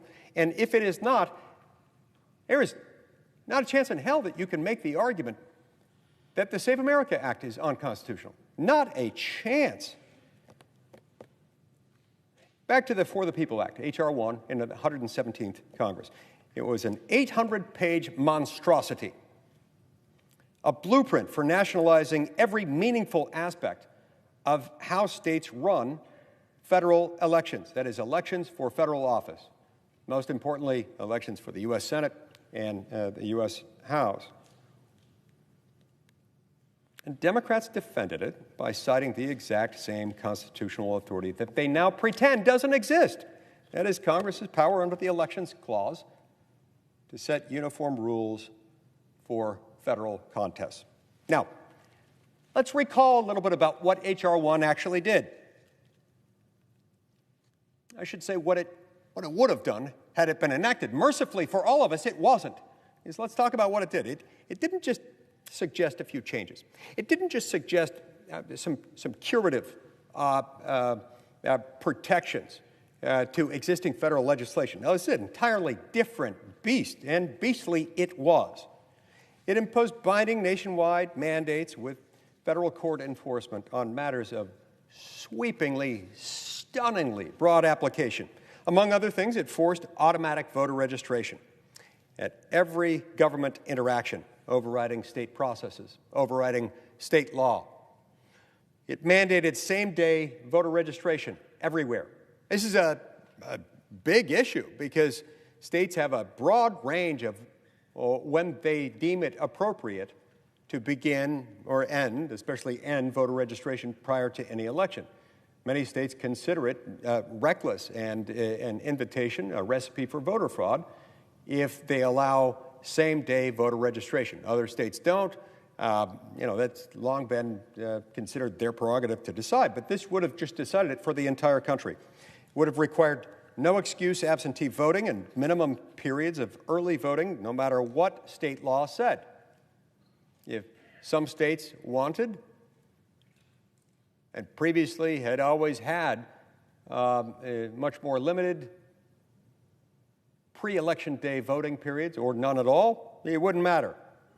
It completely eviscerated their authority to make such decisions. It would have stripped state legislatures of their traditional role, not just their traditional role, but their constitutional role, a role acknowledged in the U.S. Constitution itself and in the respective state constitutions in drawing legislative district maps, specifically those mentioned in the U.S. Constitution, the congressional maps.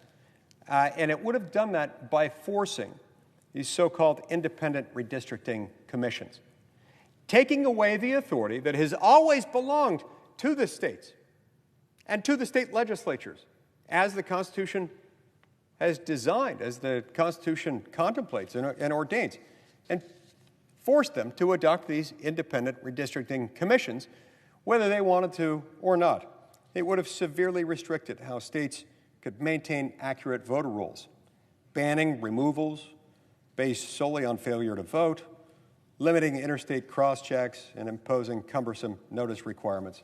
before any cleanup of voter registration files.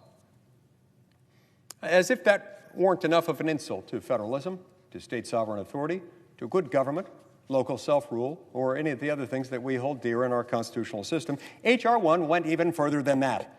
It would have legalized unlimited ballot harvesting by third parties, would have barred states from requiring witness signatures or notarization on mail-in ballots, and forced them to count ballots received up to 10 days after Election Day.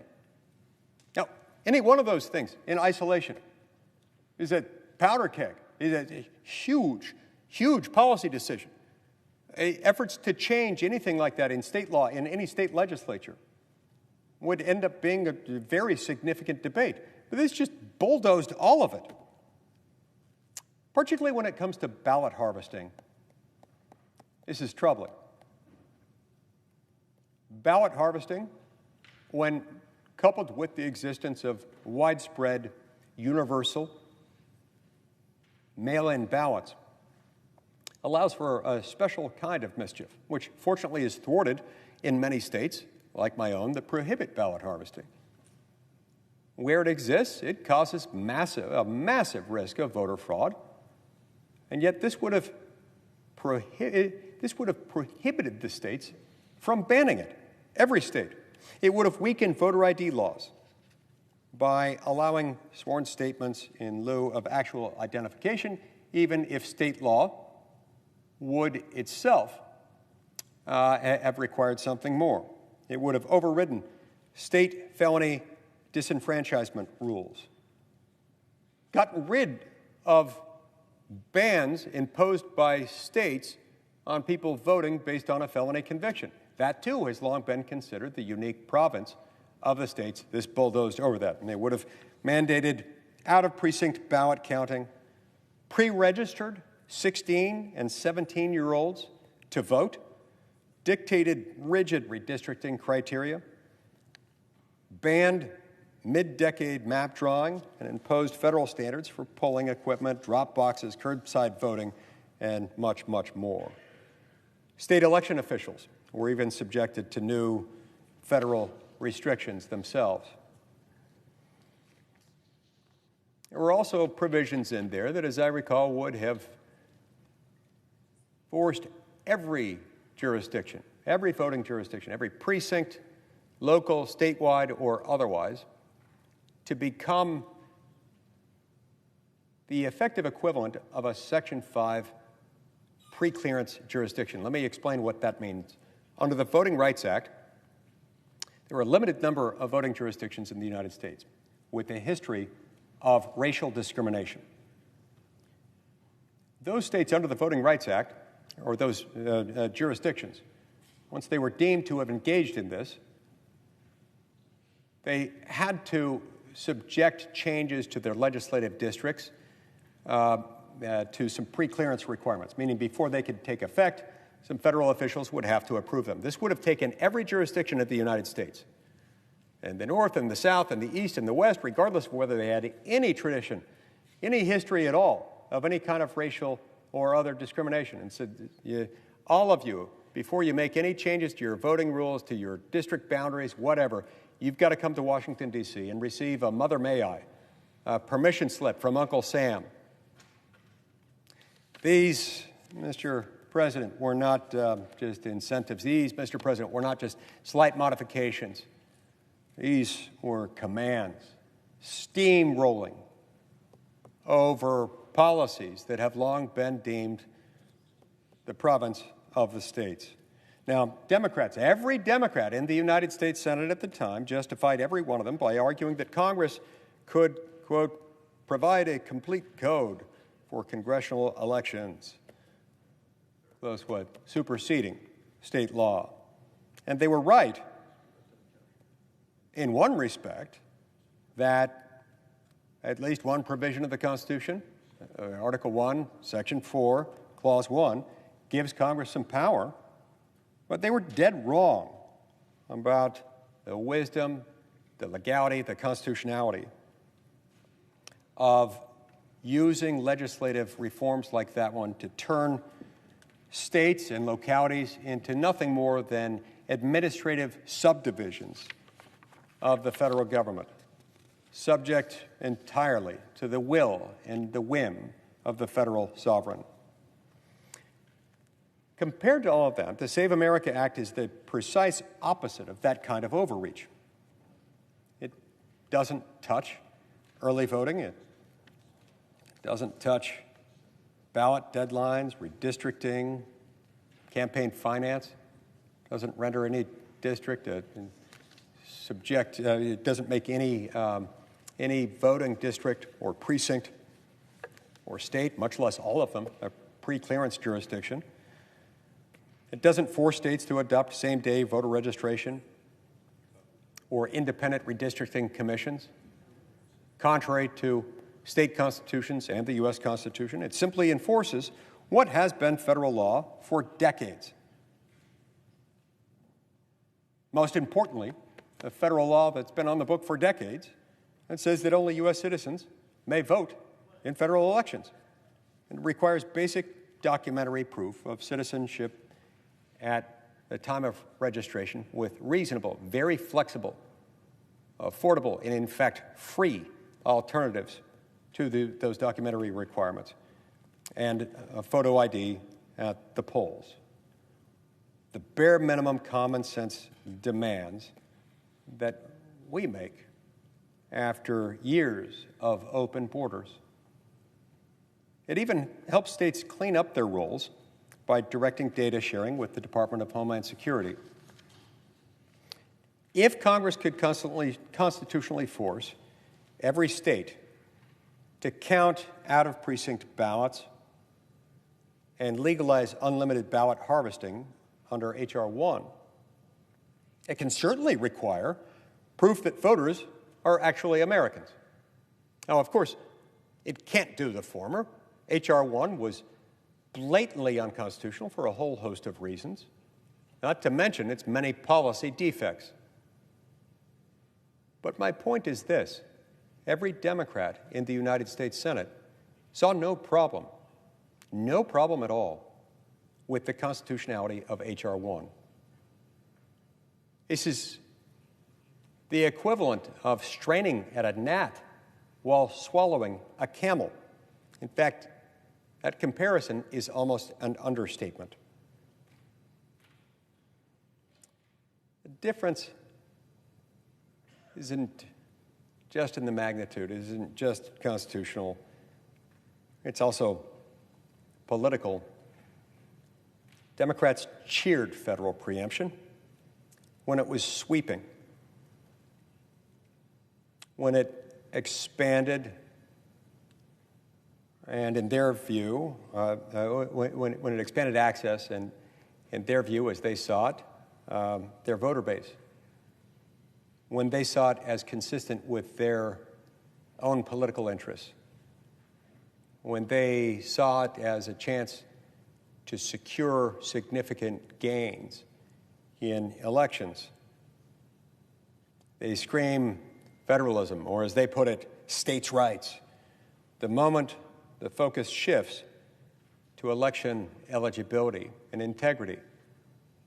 And they scream it even where, as here, this is plainly well within what the federal government is authorized to do, and plainly within the same statutory context that already exists, that has existed for decades, and that not one of my Democrat colleagues has called on us to repeal. If the Save America Act is somehow unconstitutional as a federal overreach, then the NVRA is a far worse infraction, and yet you don't hear them saying that because it's not true. This is selective federalism of the very worst kind. The same crowd that tried to nationalize American elections, truly nationalize them, is now engaging in this aggressive pearl-clutching exercise about state authority the instant we try to stop non-citizens from diluting the votes of actual citizens. And make no mistake, Mr. President, that is what's happening. That is what happens every time a non-citizen casts a vote. This is not a victimless crime. This is not a harmless infraction.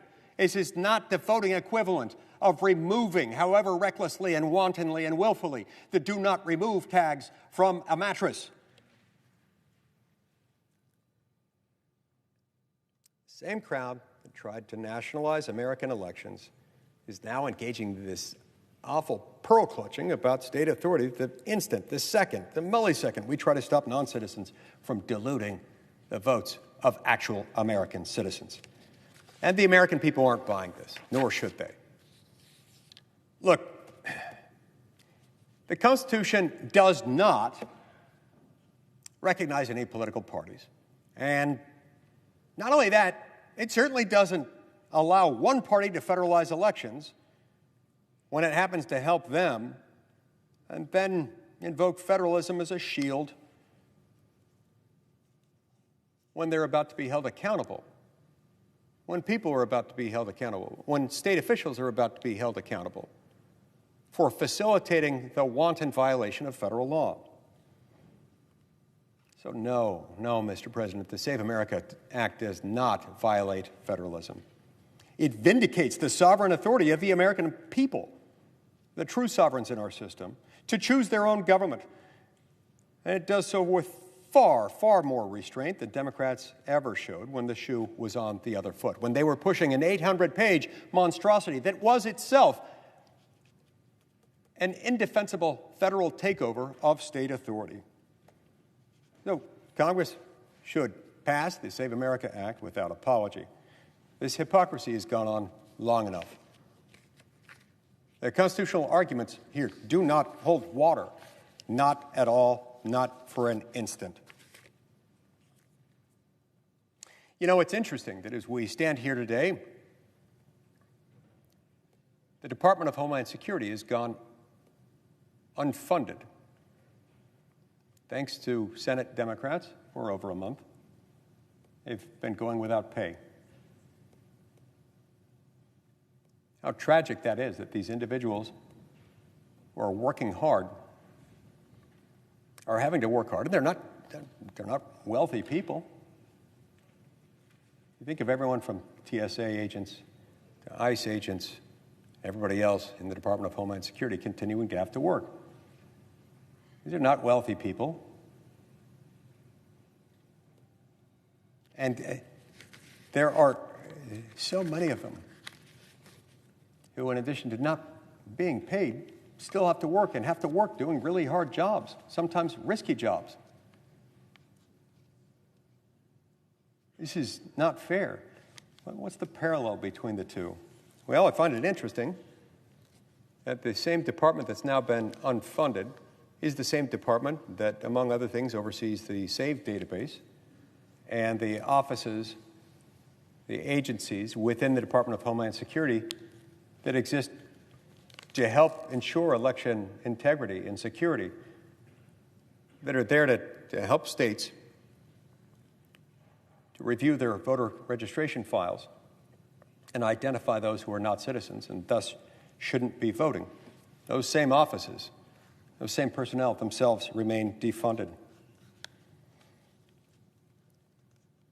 During this discussion this afternoon, the senator from Maryland was speaking about some of these incidents. Even though these things appear to be unrelated, on the one hand, the Save America Act and its merits, which we've been debating, and on the other hand, funding for the Department of Homeland Security, I sometimes think that they're not very unrelated at all, especially because they're defunding the very entity that could and otherwise would and should, and if we were able to enact the Save America Act, ultimately would help protect our elections, to make sure that they are secure, to make sure that they are free from foreign election interference, which is exactly what happens when we allow foreign nationals, not citizens of the United States, to vote in our elections. She referred to ICE agents, to ICE as a whole, as a quote-unquote goon squad. She accused ICE of being out there deployed and quote-unquote killing people. This is sad. This is tragic. Now, keep in mind there are about 22,000 ICE agents.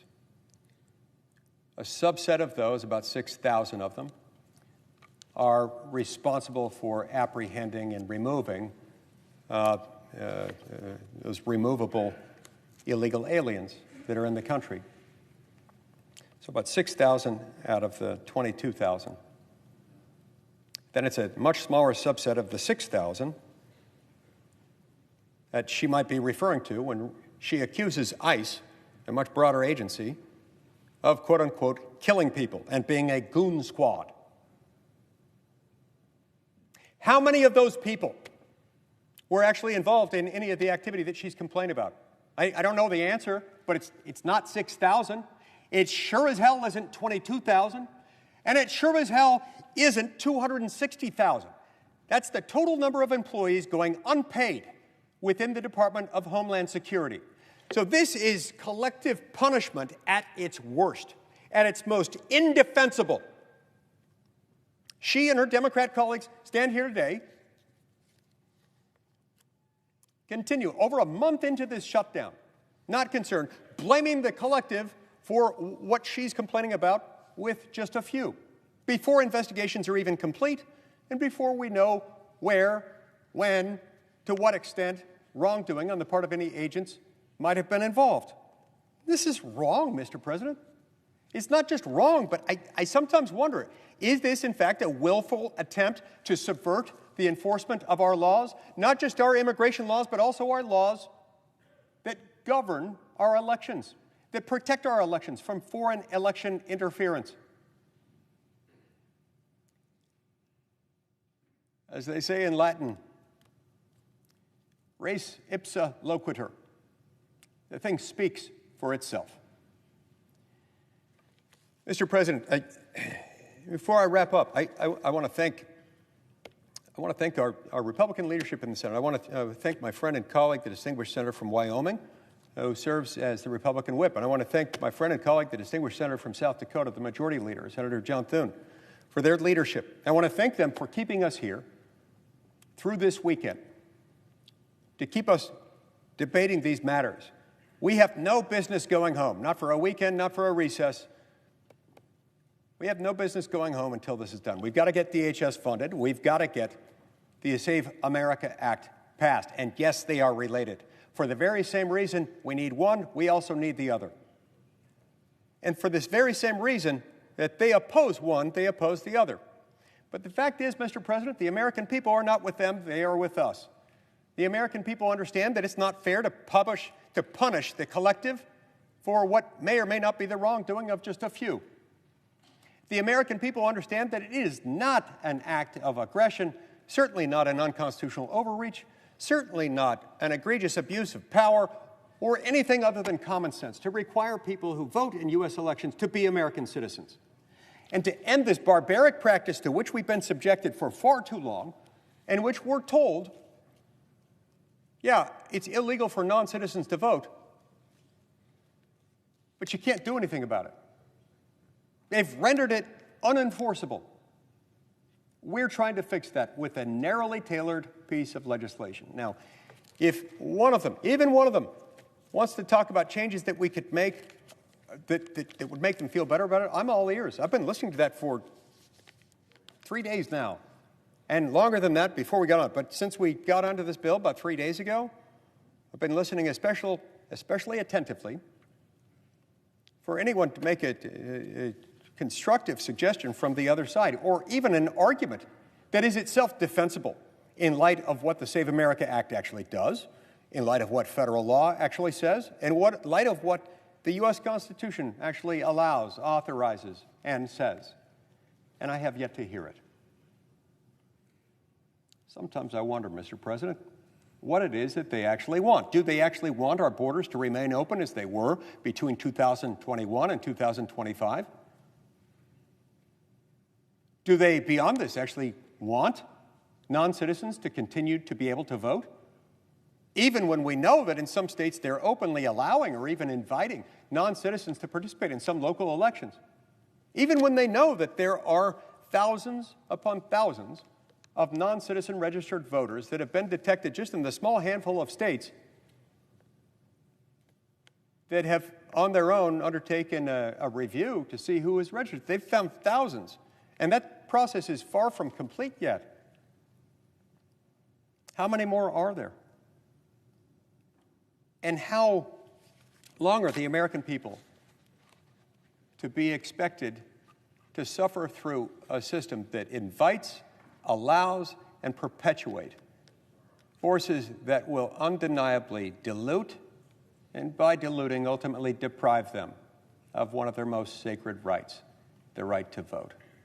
Finally, Mr. President, when we talk about constitutional protections of rights, my colleagues say again and again and again that because the right to vote is constitutionally protected, and it is, by multiple amendments in multiple ways by the Constitution, that somehow means that you can't put any reasonable restrictions on it. Well, that's not true. That's never been true. We do have restrictions on them all the time. We also have restrictions on a lot of other constitutionally protected rights, and that doesn't mean that you don't have to prove who you are and that you have the right to do the thing that you want to be able to do. We already have to prove our citizenship every time we start a new job with a set of documents, document requirements that are far more strict than those are here.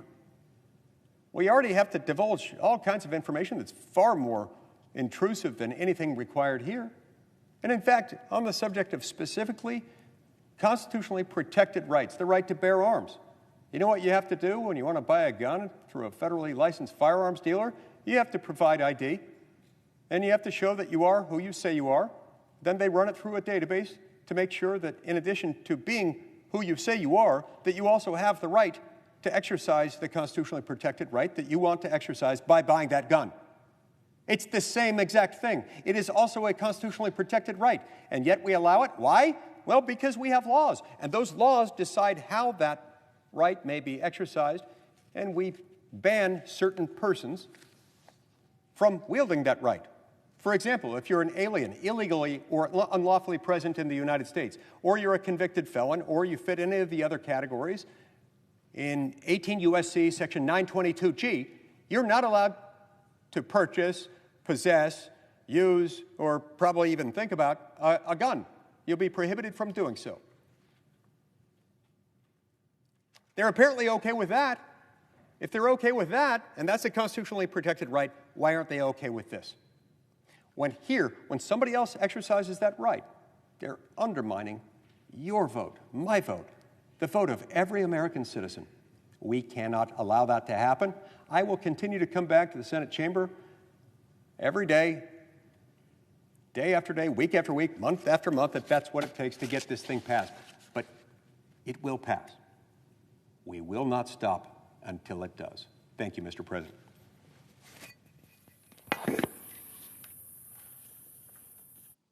President. Majority Whip. Mr. President, I ask unanimous consent that the Senate resume legislative session and be in a period of morning business with senators permitted to speak therein for up to 10 minutes each. Without objection. Mr. President, I ask unanimous consent that when the Senate completes its business today, it stand adjourned until 12 noon on Saturday, March 21st, that following the prayer and the pledge, the journal of proceedings be approved to date, the morning hour be deemed expired, the time for the two leaders be reserved for their use later in the day, morning business be closed, and the Senate resume the House message with respect to S. 1383. Without objection, so ordered. Mr. President, for the information of my colleagues, we expect 2 votes at approximately 1 p.m. tomorrow. If there is no further business to come before the Senate, I ask that it stand adjourned under the previous order. The Senate stands adjourned until 12 noon tomorrow.